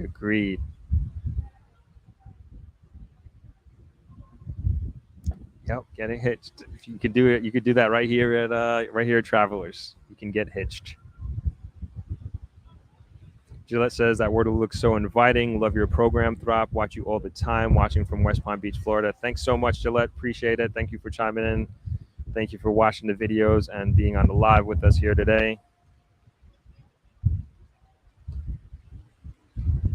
All right. All right. We're gonna get back to the. Okay, hold on. Let's just get. Wind is really picking up. Let's get some of these comments. Claude says, when does the off-season rate begin? Officially, April 15th is the off-season. So the season is from November 15th to April 14th. That's considered the winter season in Jamaica. Rockman says all-inclusive is a scam from the 70s. The propaganda surrounding the all-inclusive resorts break down once you realize how foolish it is to travel to a country and stay within a walled garden. Rockman's opinion there.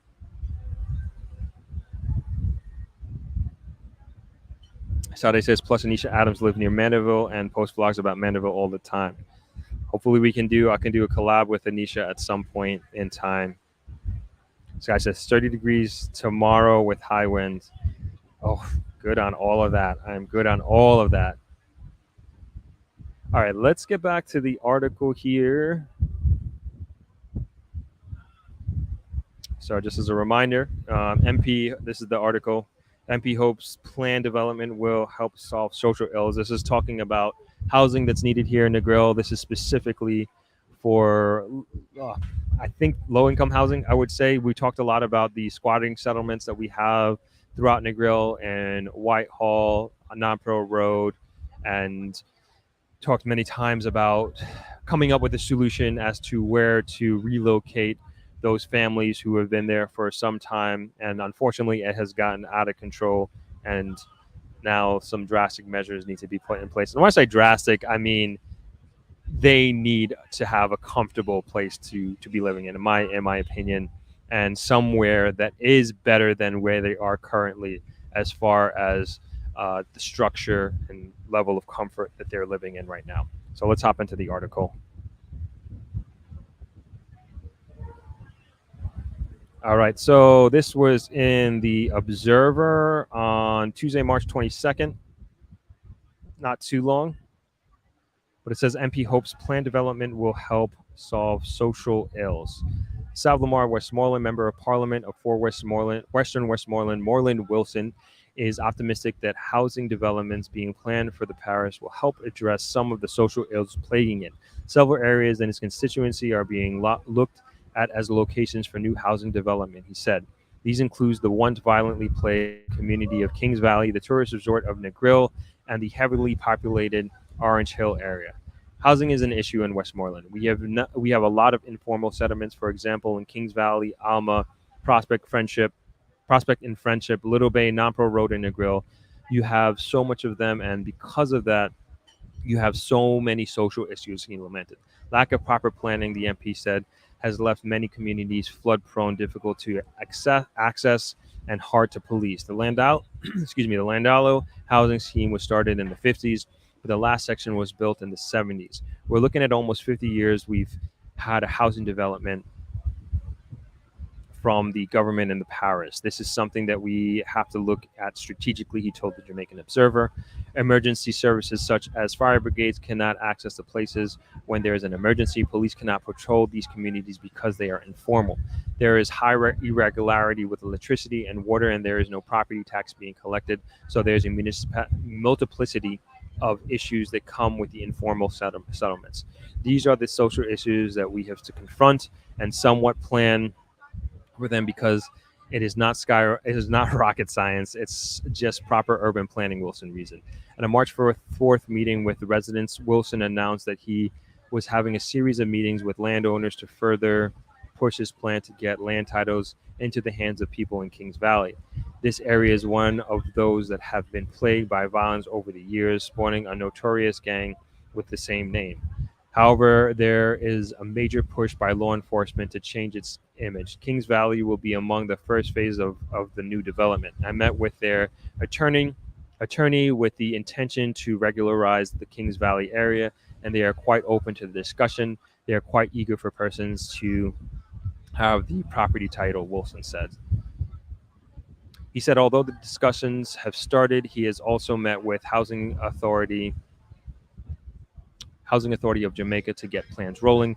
We did some surveys, cut up the land, let the people get to live on the land as is, let them pay and get their titles, get all the requisite documents and things in order.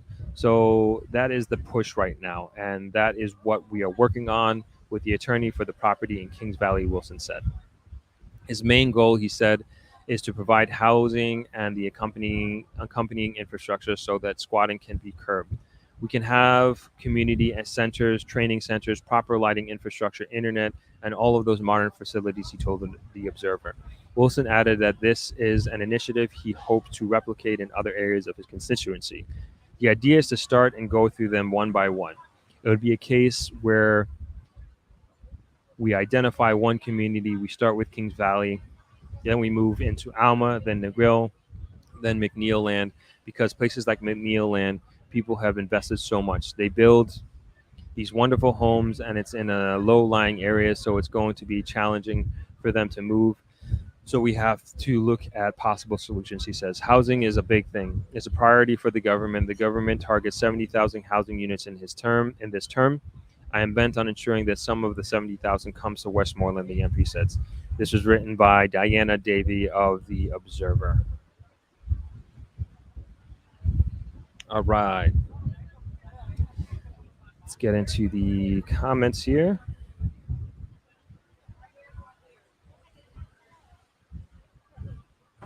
Tristan says, traveling to Mobay in 2 weeks. Haven't been to Jay since 1997. Oh, no. You beat Ingrid's record of 12 years.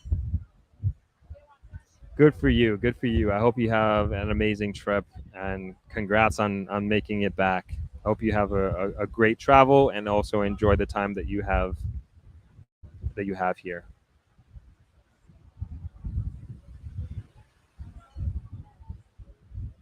Ingrid says there's no reason why every Jamaican shouldn't have a decent home to live in. I agree. I agree.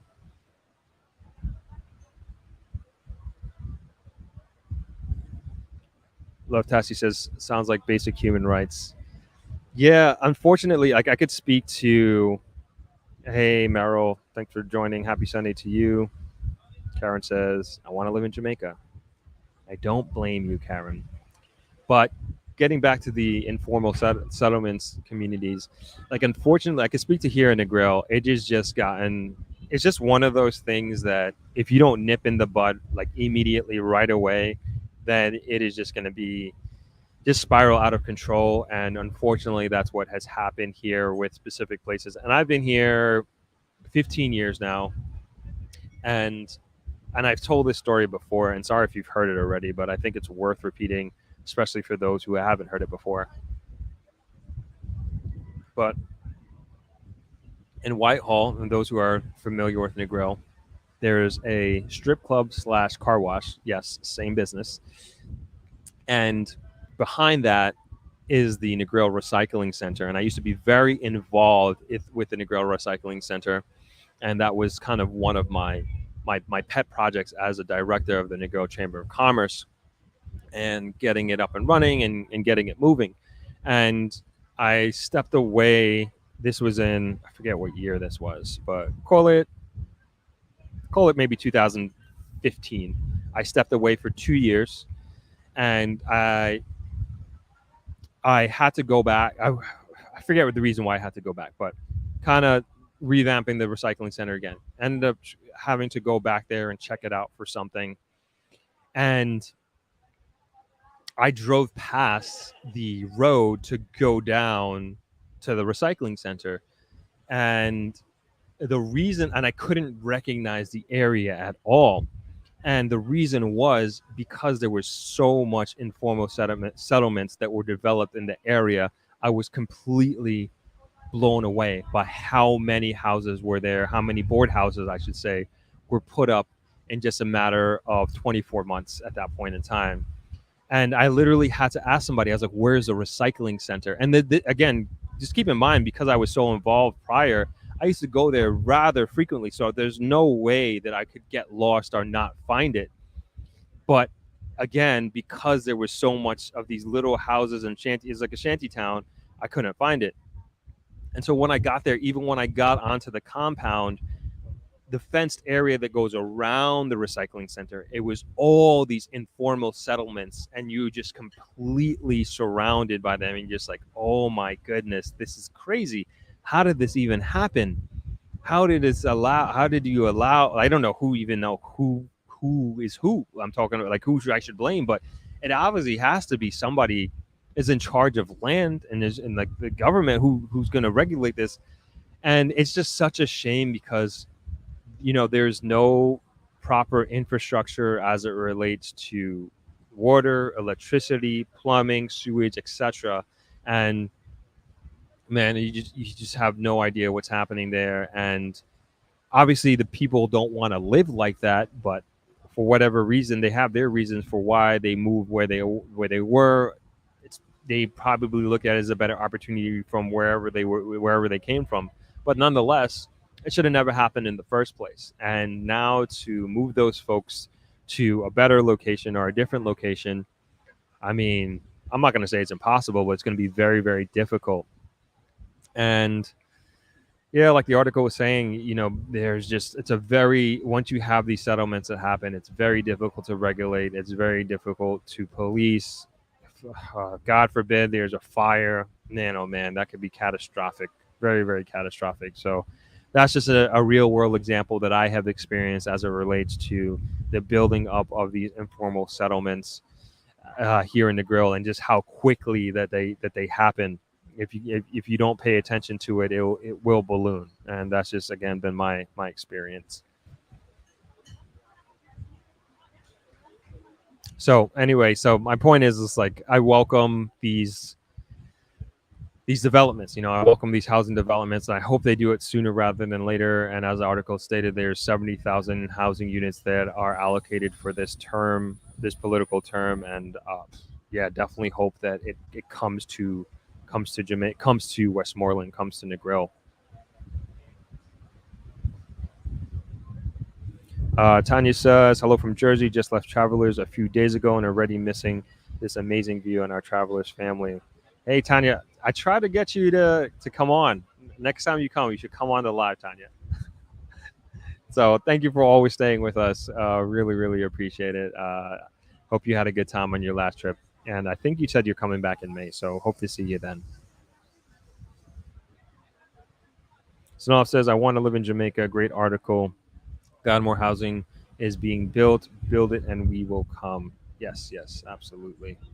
I'm going to throw the article in the chat. I'm not sure if I did that already, but throw that in there again if I did.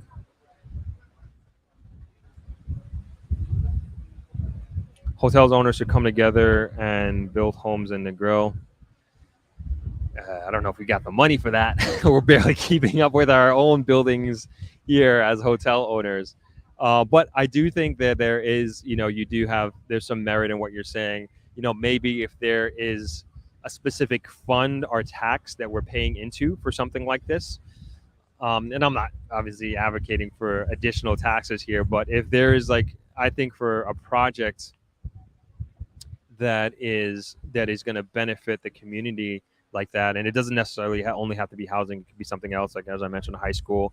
But if there is something specifically that we are going after, but we start but instead of trying to get it from the government, we ask that some sort of minimal 1%, 0.5% tax that everybody pays.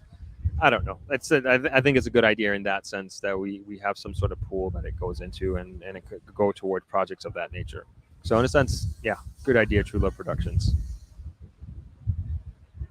Suzette says, sad indeed. Yes, definitely. Meryl Murray says, what is the criteria to be a member of the Chamber of Commerce? Is there a cost, or do you need to have a business? Nope, you don't need to have a business to be a member of the Chamber of Commerce. There is a cost. I don't know what it is off the top of my head. But if you can just, sorry, Meryl, if you can just shoot me an email, I can get you the email, I can get you the information on that. I'm throwing my email address in the comments here.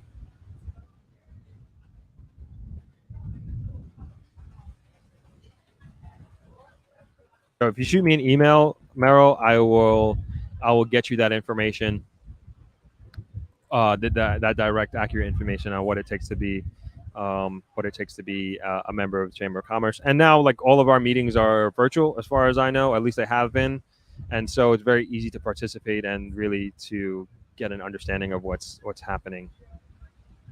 Frank Bringer, thank you so much for the $5. Really appreciate it. He says, thanks for giving us all a great show every week. Throp until I can cheers you directly in May. Enjoy a red stripe. Thank you. Appreciate it. Thank you. Thank you so much.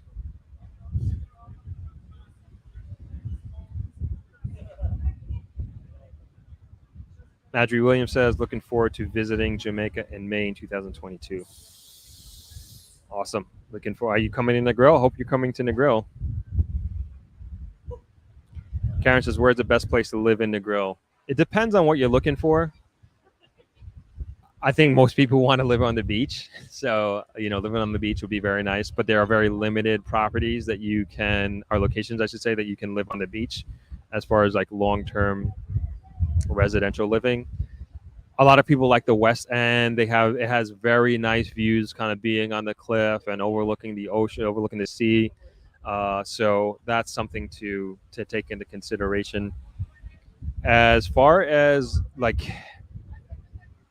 I always recommend, and when my dad was on here as well, and then even Mr. Grizzle, when I interviewed him, he had made the recommendation that if you're a returning resident coming back to Jamaica, maybe living in a gated community might be a good idea, or a good way to transition to Jamaica. And Negril, we have four of them. So we have Negril Estate, which is on Nampro Road, which is downtown. We have the Aqueducts, which is down literally in the middle of the town center, which is the newest development in Negril.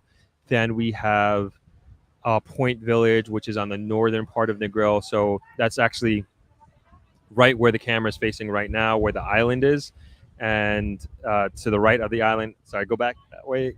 Go back to the island. To the island. Island. Yeah. Yeah. So right across from the island there at the tip, that is where Point Village. So that's the end of the 5 mile strip here on Long Bay, and then when you go around that bend, that is Bloody Bay. So that's where the Rius are, and then there you'll also find a little like around Bloody Bay. You have, I don't know what that bay is called, but that's a Little Bay Country Club. Maybe it's called Little Bay. I'm not sure.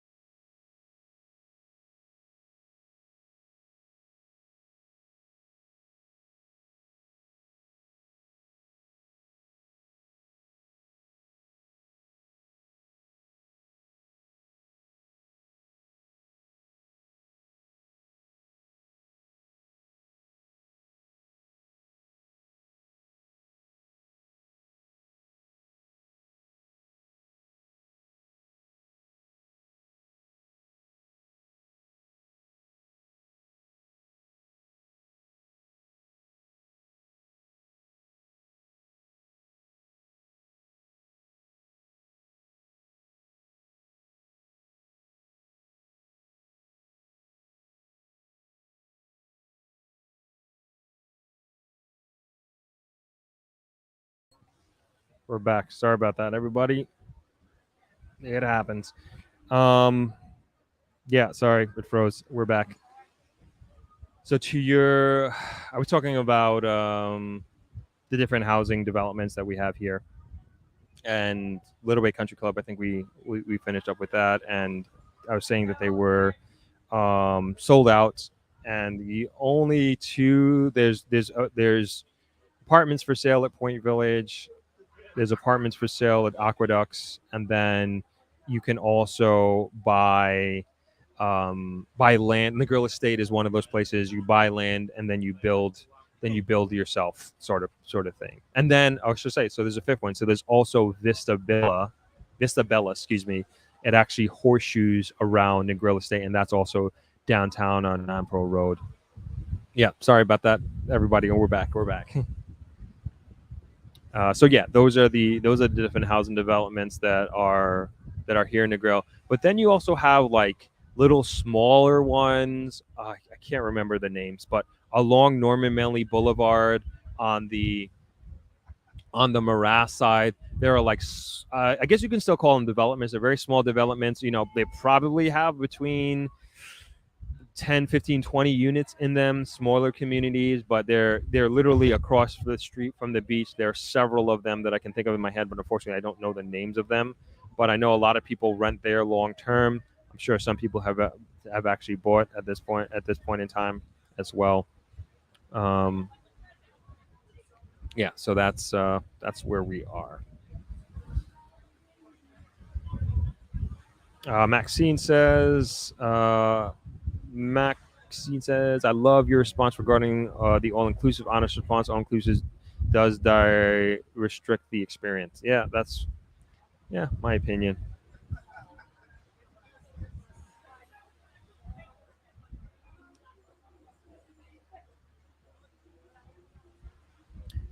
Maria's in Phoenix. Marie, excuse me.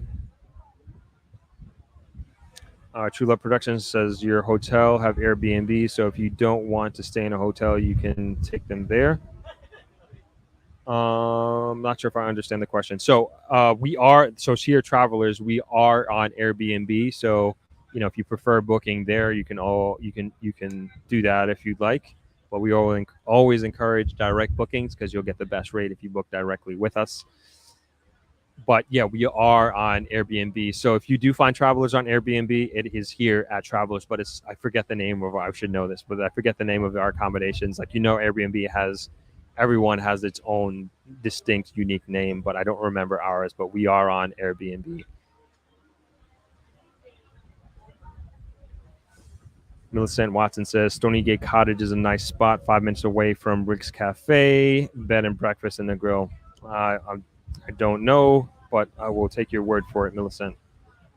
Scotty says so many memories walking this beach, having family fun and food on this 7 Mile beach. Alfred's chances, Boxing Day. Yep. All good stuff. All good stuff. I haven't been to Alfred's Our Chances in a very long time. I know that this is a bit of an off topic and you don't have to answer. Is your mother also Jamaican? No, my mother is actually Fijian. So she is from Fiji. And my youngest brother was actually born there.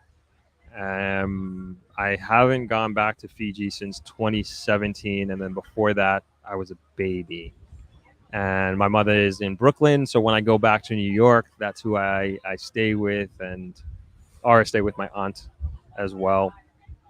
But my family is there in New York. So I try to get back as often as I can to see my mother, my aunt, and my cousins, and my friends, of course.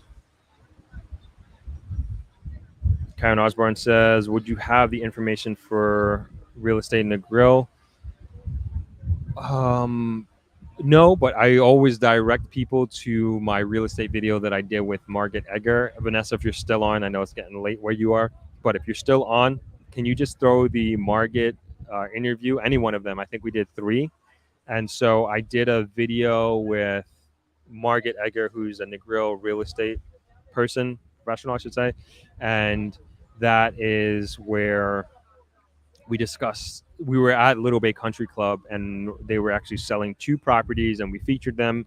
But we also sit down and do a podcast with each other and we learn about housing and real estate in Negril. And I always redirect people for anybody who is interested in real estate in Negril. She's my go-to person and I will defer you to her. And Vanessa should be getting that video up, and all her contact information and details is in the description of that video. And also at the end of the video, you have her phone number, email, all of that. So Vanessa should have that up for you in a few moments. You're welcome, True Love Productions. No problem. Scotty says, oh, wow, I would have never guessed. Cool. Yep. Not a lot of people know that. Ingrid says, I stayed at Rio Negril for a destination wedding in 2011. It was awesome. Yeah, a lot of weddings at these all-inclusive. That's the last time I was in all-inclusive, was a wedding in Mexico. One of my best friends got married. Thank you, Vanessa. So the Jamaican real estate interview she put in the comments. It's right there. So you can take a look. There you go, Karen. And you can reach out to Margaret. So she's, I guess, used to it now. Subscribers reaching out to her. I know she's getting a lot of business her way, and I'm sure she would appreciate your phone call more. She'd be more than happy to help you out. Thanks again, Vanessa. All right. Let's see. Oops, I didn't mean to do that. There we go. Yeah, let me know if you have any questions. We are coming up on the 2-hour mark, which that kind of went by really quickly. I don't know why. I don't know if it went by quickly for you all, but it went by pretty quickly for me. If you all have any questions, please let me know. Always happy to answer them. Kind of winding down here. I got to put something in place for bathroom breaks because I've been drinking these Red Bulls and it's Gatorade. I really got to go to the bathrooms, but I don't want to leave you guys hanging. So kind of just sitting here, and I'm used to it. Like being like a marathon runner, like you have to hold your bladder for long periods of time. My first major, Berlin, I literally held my bladder for 3 hours while I was trying to break a 3 hour marathon for the first time. So I'm used to it, used to doing this sort of thing. So I don't mind at all. But yeah, would be nice to use the bathroom. And but I will answer any questions that you have. Please let me know. Throw them in the comments as we wrap up here. Start to wrap up, I should say. Robert says, love Rick's Cafe in the 7 Mile. Yep, Rick's Cafe. Haven't been there in a long time either. I usually only go there if I have friends in town or like a friend that has never been there, been to Negril before, and like, all right, we got to go to Rick's Cafe. We got to go to Times Square, right? So yeah. Oh, I like jumping off of there. Have you jumped off of there, off of the cliff, Robert? The high one. Have you jumped off the high one, not the small one?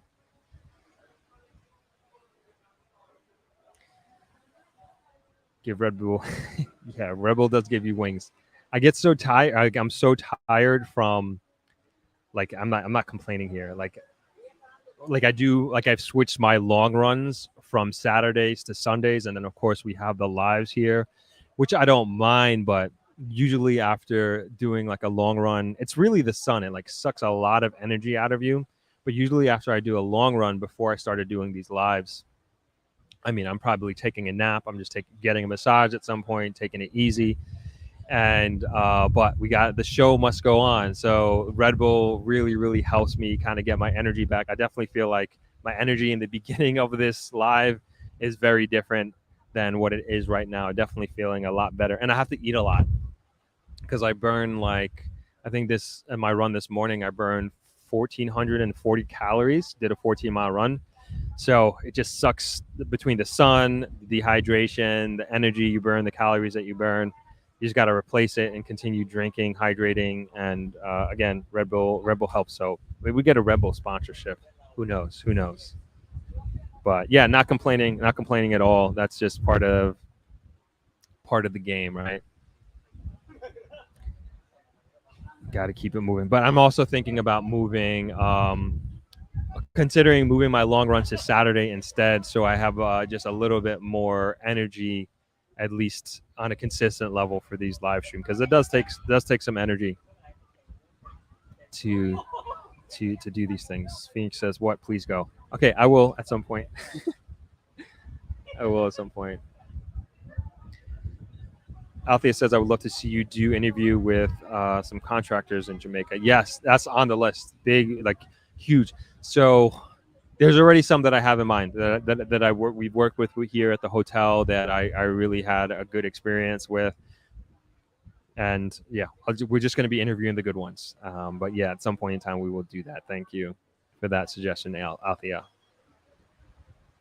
Lorraine says, the top, are you familiar with the Fiji as you are familiar with Jamaica? And what are the main difference between the two countries? No, definitely not as familiar with Fiji as I am with Jamaica. Ashamed to say, actually. But that's something also that I want to get more into, a better understanding of my Fiji heritage. But my mom and my aunt, they do keep me informed and educate me on that a lot. And going back in 2017 really helped, I would say, reinvigorate or revitalize the what do I say, the thirst for knowledge, of understanding where my family came from. And it's also something that I'm also very proud of and very proud to be is my Fijian heritage. And at some point I will, just like I'm going to figure out my Jamaican heritage, I want to get deeper into my Fijian heritage, which actually is much more well documented than my Jamaican side.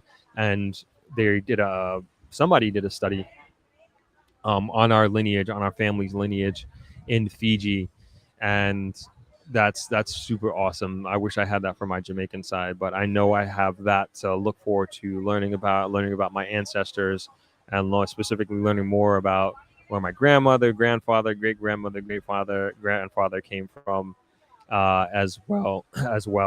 And I would love to go back sometime soon. My aunt is actually going back in May. I know, Auntie, you're in the comments. You're in here. I think my auntie's going back in May, which I wish I was able to go with her because I loved it.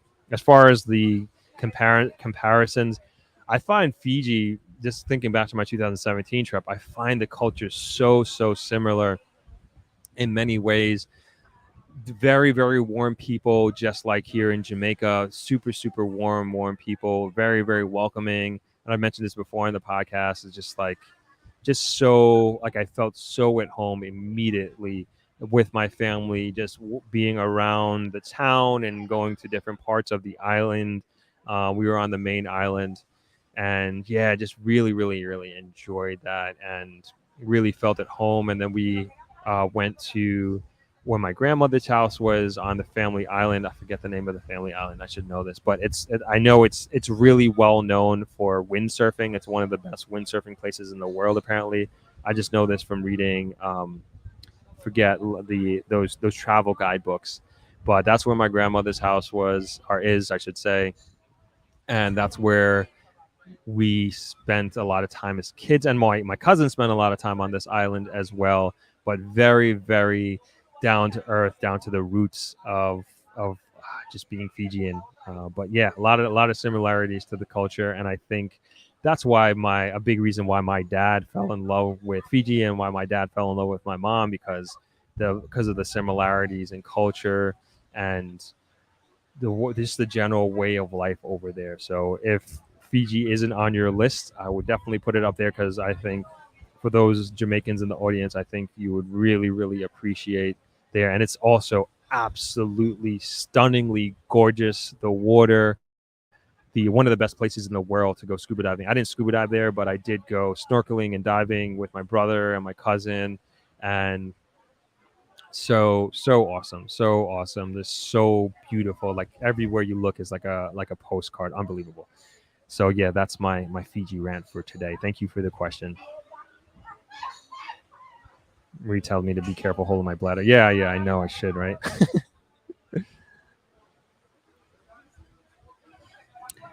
Scotty says, I don't like all inclusive hotels. One of my favorite hotel in Jamaica is Half Moon. Coming from New York, how long did it take you to adjust to Negril life? It took me at least a year, I would say. I what would I say? I was 22 at the time, right out of college, just graduated, moved, graduated in.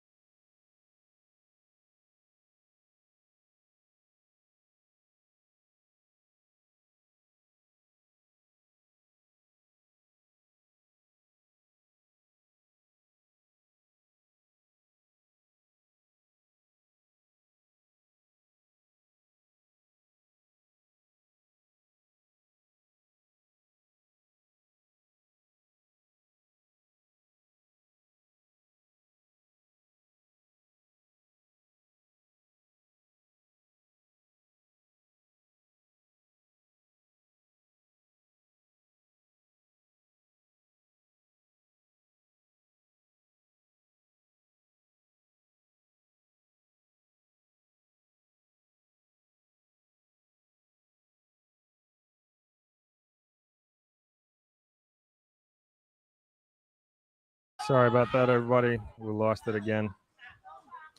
All right, we were talking about my transition from New York to Jamaica. As I mentioned, it took me about a year, and I was moving from college, New York pace and life, that whole thing, to Jamaica. And I was on. Keep in mind at the time, I was only my longest amount of time that I spent in the grill was 3 weeks every summer growing up. So I really didn't have a true understanding of the culture. And I was born and raised in New York, grew up on Long Island, and I didn't have that experience of the culture. And so obviously living here compared to visiting here 3 weeks. It's two completely different things. And then also doing business here for the first time as an adult, starting my career in the hospitality hotel industry. And so I had a really, really rough transition. And one of the main things that I had to teach myself was not to try to change how things are done here, specifically, definitely in business, but like there are just cultural norms that you just leave alone. And even though in my mind back then is like, oh, there's such a much more efficient way of doing this or doing that. And it was just like trying to fit a round peg in a square hole sort of thing. And it was really frustrating, and I didn't really even realize what I was going through and how much I was frustrating myself in trying to make these changes. And then of course, and like I always tell people, like, don't try to bring your American ways or your Canadian, wherever you're from, and try to impose it on the culture here, or try to impose it on the way of doing business here. You're not going to win. You're just going to frustrate the heck out of yourself. And so the best move I made, and again, it took me over a year to make that transition and to make that understanding. And then I think even for many years after that, I still felt as if I was transitioning because of just being an American, right? Just being growing up American. And so once I was able to kind of change my mind frame and my mindset with that, and to be more malleable, and to, of course, draw a line in the sand somewhere, but just be more flexible. And I think once I got that into my head, my time became a little bit easier, and I adapted to the culture. And then years and years after that, I would say even 5+ years, I started to also really appreciate the island as a whole. I started to travel around Jamaica and understanding that there are different cultures, Jamaican cultures within Jamaica. There's different people talk differently in different parts of the island. They do things different way in different parts of the island. And so the appreciation for Jamaica and for living here and for doing business here really started to elevate, especially when I started traveling around the island. But that first year was a really rough transition for me. And then I was also trying to learn the ropes of the business and get an understanding of what it is to be a hotelier and how to be successful. And then also trying to be innovative as far as technology and the internet goes at that point in time. So a lot going on at that time, that, again, a young Winthrop, I don't think really understood what his mind was going through at that point in time. But yeah, long story short, about a good year to adjust. And I don't think I was even fully adjusted at that point in time. Thank you for the question, Scotty. Crispy W says, what would you say is needed for a business perspective in Jamaica at the moment?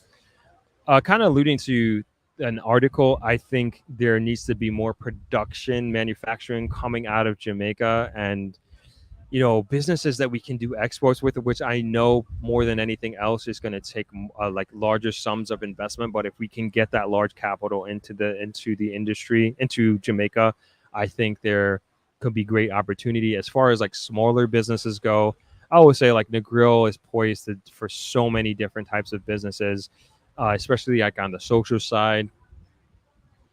We don't have a movie theater, bowling alley, skating rink, all these things, like none of that exists. If you want to go see a movie, even now, my dad went to the movies, hour and a half drive. You have to go there, hour and a half back, and that's what it is. So we're missing a lot of these social businesses that I think would kind of continue to welcome young families, I should say, and just bring more diversity than the beach and the great restaurants that we have here. Shayna says, if you haven't already, please hit the like button. Also subscribe and consider becoming a channel member for more perks. Continue to enjoy this quality content. Thank you so much, Shayna. Love coaching. Really appreciate that. Thank you so much.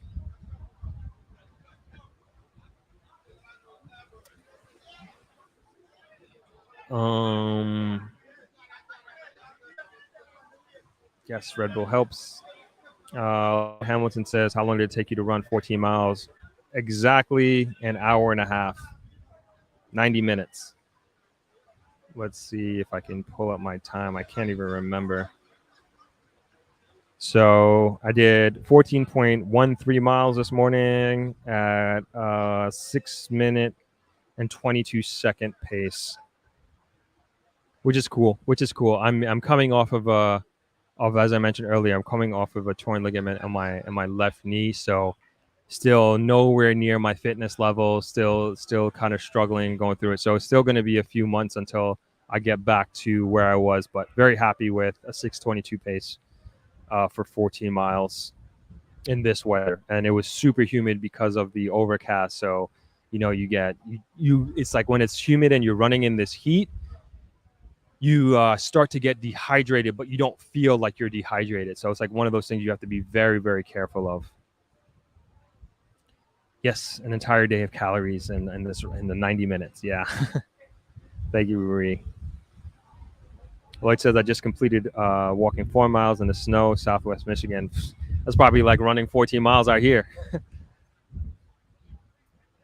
The native language in Fiji is Fijian, but there's different dialects, tribal dialects. And Auntie, if you're in this chat, please correct me if I do not know what I'm talking about. But I believe that is true to be the case. Abasylum Smith says do a genealogical study at the RGD. Amazing what you can learn. Yes, that's definitely something that I'm considering doing. Millicent Watson says, I am Jamaican when I come to visit. Can I come stay in and say hello to you? Yeah, sure. Always welcome to stay, travelers. I think I put the website and up in the comments, further up in the comments, tbr.travel. Vanessa, if you could just put that in the comments if people are interested in booking, www.tbr.travel. Aaron Robinson says, hey, Throb, what's happening? Good to see you again. Tell me what activities take place at the MX3 on the West End nowadays. I actually don't know. I don't know. Obviously, one of the things that MX3 was very known for was the Bob Marley Bash in February. But I'm sure with COVID, if they had anything, it was basically certainly a dumbed down version of what they used to have. But I really don't know what's happening over there right now. I will try to find out. Thank you for the question. Lloyd says, remember, holding your urine for a long time can cause an infection. Be safe. My wife and I are planning to visit your facility this year. Would love to meet you. Yes, definitely. If you come and stay with us here, travelers, I'm here pretty much every day. So we will bump into each other at some point in time. So please say hello. I would love to meet both you and your wife. And thank you for the medical advice. I should go use the bathroom. We're wrapping up here anyway. Sky says, unfortunately, if your family is mixed with white or non-affluent, it's not easy to trace Jamaican heritage past great-grandparents. Trust me, I know. As far as I know, I'm not mixed with anything white. My mom is Fijian. Hey, how you doing? She's Fijian, so she's not white. So hopefully that won't be a problem. And my grandparents are Jamaican, like black Jamaican.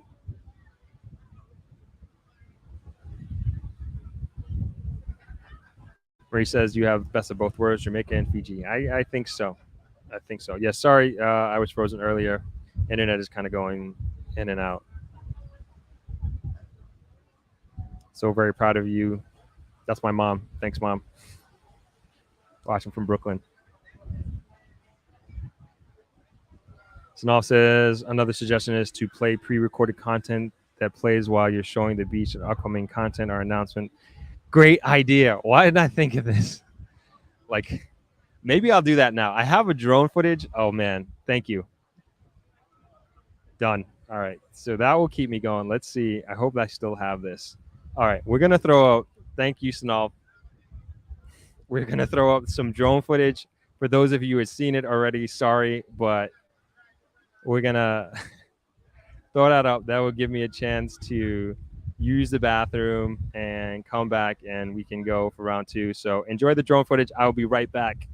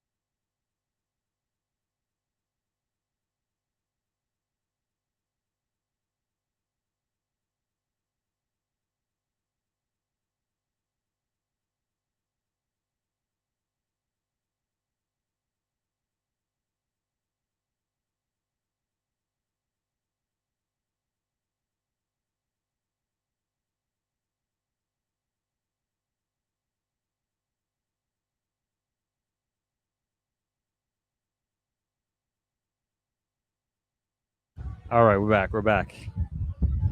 Whew, thank you for that. Needed that break. Thank you for that, Snov. That was a great suggestion.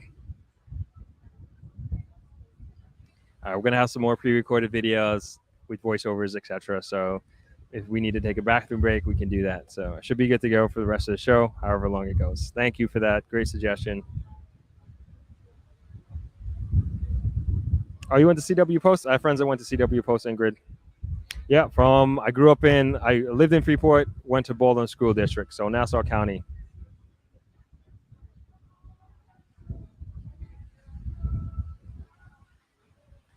Naughty Not says, what was the cultural norms that was difficult to adjust to? Good question. To sum it up, I would say that just inefficiencies and and come from a place that has possibly gone through this already, and so you just know there are faster ways to do things because you've experienced that before, right? And one of them definitely is, I hate to harp on the banks, but man, banking. When I used to do the banking, I mean, you could be there and there for hours just to make a deposit. I still think it's the same thing. Usually, like in New York, when you think of going to the bank or doing business, like normal day-to-day transactions, 10, 15 minutes, like 15 minutes is probably a long time. 20 minutes is a long time. Negril, Jamaica, no, you automatically 1 hour a day. And I used to do the banking every single day. And you just like I'm not going to rag on them too much, but it's just like, man, it's just like, yo, this is crazy that it takes this long just to make a deposit. And that has not been solved here at this point in time. So that was one of the things. And you got to think about it. If you're spending, and I was going every day, 5 days a week. So that's 5 hours a week that I am just dedicating to standing in line just to try and make a deposit or to do just like a normal day-to-day transaction. So that was one of my biggest pet peeves. Thankfully, I don't do that anymore. When I do have to go to the bank, I'm like, oh my gosh, here we go. Like mentally prepare. But now, you have your phone, you have Wi-Fi, and you can be efficient while also waiting, listening to audiobook, listening to a podcast, reading a book on your phone. So at least it doesn't seem like you're just wasting your time by standing there. It has gotten a little bit better. Definitely not New York as far as banking, as far as the timing goes, but that is one of the main examples of the cultural differences that frustrate me. And don't try to change it. Don't be frustrated by it. Don't complain about it because there's nothing you can do. Like, why be mad about it? Why raise your blood pressure? And you just accept it, and you just know I'm going to the bank. It's going to be a while. That's it. That's what it is. So that's just another example. Scotty says, you're right. Everybody is on island time. New York is such a rat race. I could imagine your frustration. Yeah. Can be frustrating at times. Oh, wow. The premiere is happening right now. We've gone into that. We are. So we're going to have to wrap up soon. We've been going a little over 2 hours because we have the premiere happening on the channel of the Luddy video. So I don't want, wow, we have a ton of comments. I don't know how to do this. Let me see if I could get through people who haven't commented before. Sorry if I'm skipping over you. Got to get the members chats in. Jamaica really needs more Starbucks competitors, plus fashion and decor buying services. Clothes in stores are awful. Curtain selections are. I agree. Even like the tile selection here is terrible. Active is probably one of the better solutions, but traditionally, like, tile selections are bad. Yes, home decor is bad. Couch, yeah, we need a revamp. I agree with you on that, Sade, so much. Thanks, Jasmine. Thanks for hopping in. Sade says Jamaica could also use customer service training classes. Customer service in local stores not good. I agree. Can't go wrong with that. Monique, Easter weekend. I don't know.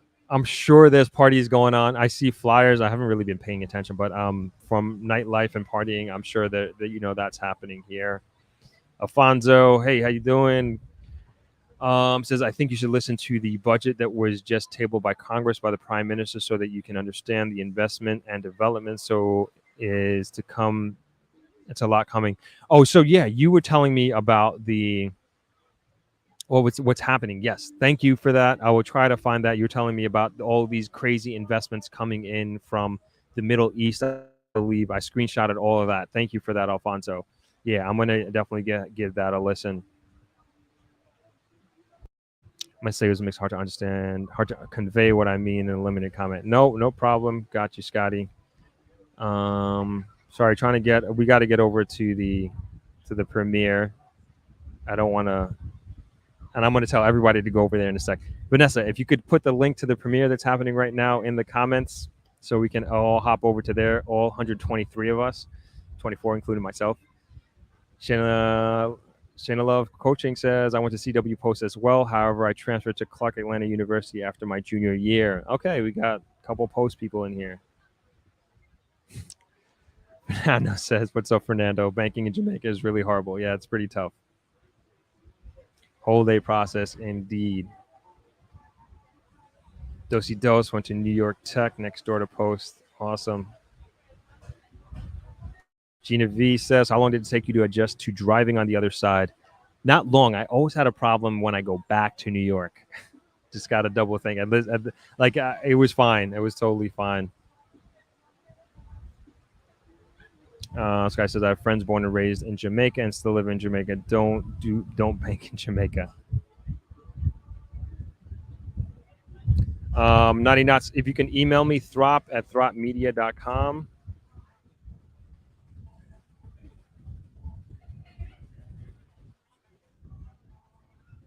Shoot me an email.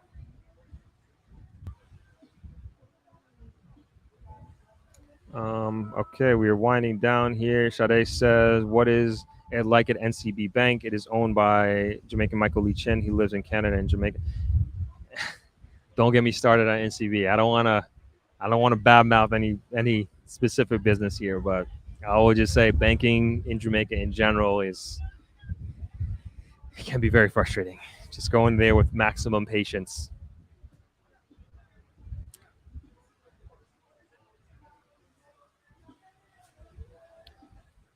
It says MZ Coco Diva 84. Jamaica does not need Starbucks. We have a bunch of them here, but I think the comment was saying that we need competitors to Starbucks. I don't think she said Starbucks. I don't think they said Starbucks. So we need like localized coffee shops. I believe that's what they were saying, which I agree with. I definitely think we need Starbucks competitors was the exact quote, I believe. Dosey Dose. I remember being online Scotia, New Bank, Negril, people yelling, where the tellers, and it was only 10 to 15 minute wait.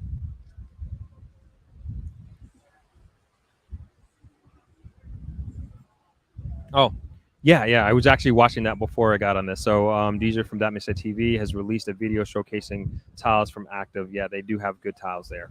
And just a lot of modern decor in general. You got it. Naughty Knots. Eccentric, do you think having a YouTube channel is useful if you're thinking of starting a small business in Jamaica? I think everybody should have a YouTube channel. Like, if you're not, whether or not you're Jamaica, but if you have your own specific, especially have your own business, I think having a YouTube channel is a must. It's just part of like your own personal branding and then also from the branding of your business. And it's just another way of getting the word out about your business. But yeah, definitely support you on doing that. Encourage you to do that. So I think we're going to have to leave it there. I'm going to put the link in the link of the premiere that we're doing right now because it's 3:00.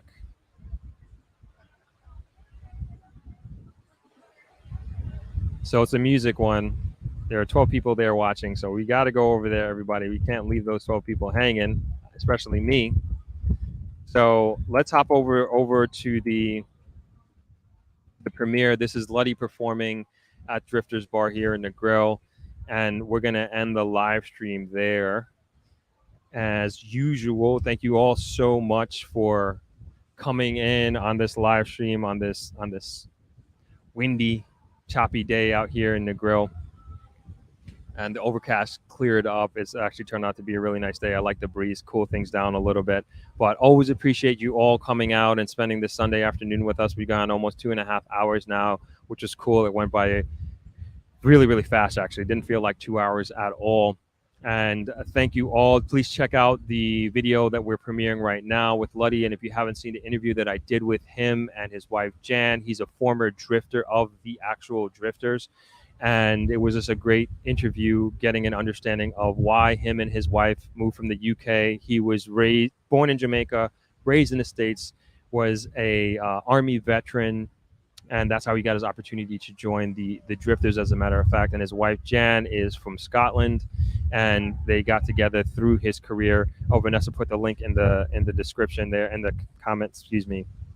So check out that video, and you can hold me accountable. We are dropping the first Kingston video this week at some point in time, probably later in the week, so look out for that, everyone. And I'm going to leave it there. Thank you, Suzette. Happy Sunday to you. I will see you over at the premiere. Everybody's hopping over to the premiere of the Drifters performance, which he's doing all these Drifter songs. And again, I loved editing it. And if you don't know, we have a Patreon, so you can go ahead and visit the channel. And it's Patreon, www.patreon.com/Throp. And if you want to support the channel that way, always appreciated. I'm going to throw that in the comments. Patreon. And you can support the channel there, or you can become a channel member here on YouTube. But I do appreciate you supporting the channel as a subscriber nonetheless. And going to end it right there. We'll give you the beach view before we head out. And thank you again for spending your Sunday with me in the evening or afternoon, or wherever you are, whatever time of day it is. I'll see you over the premiere. Bye, everybody. Have a good Sunday.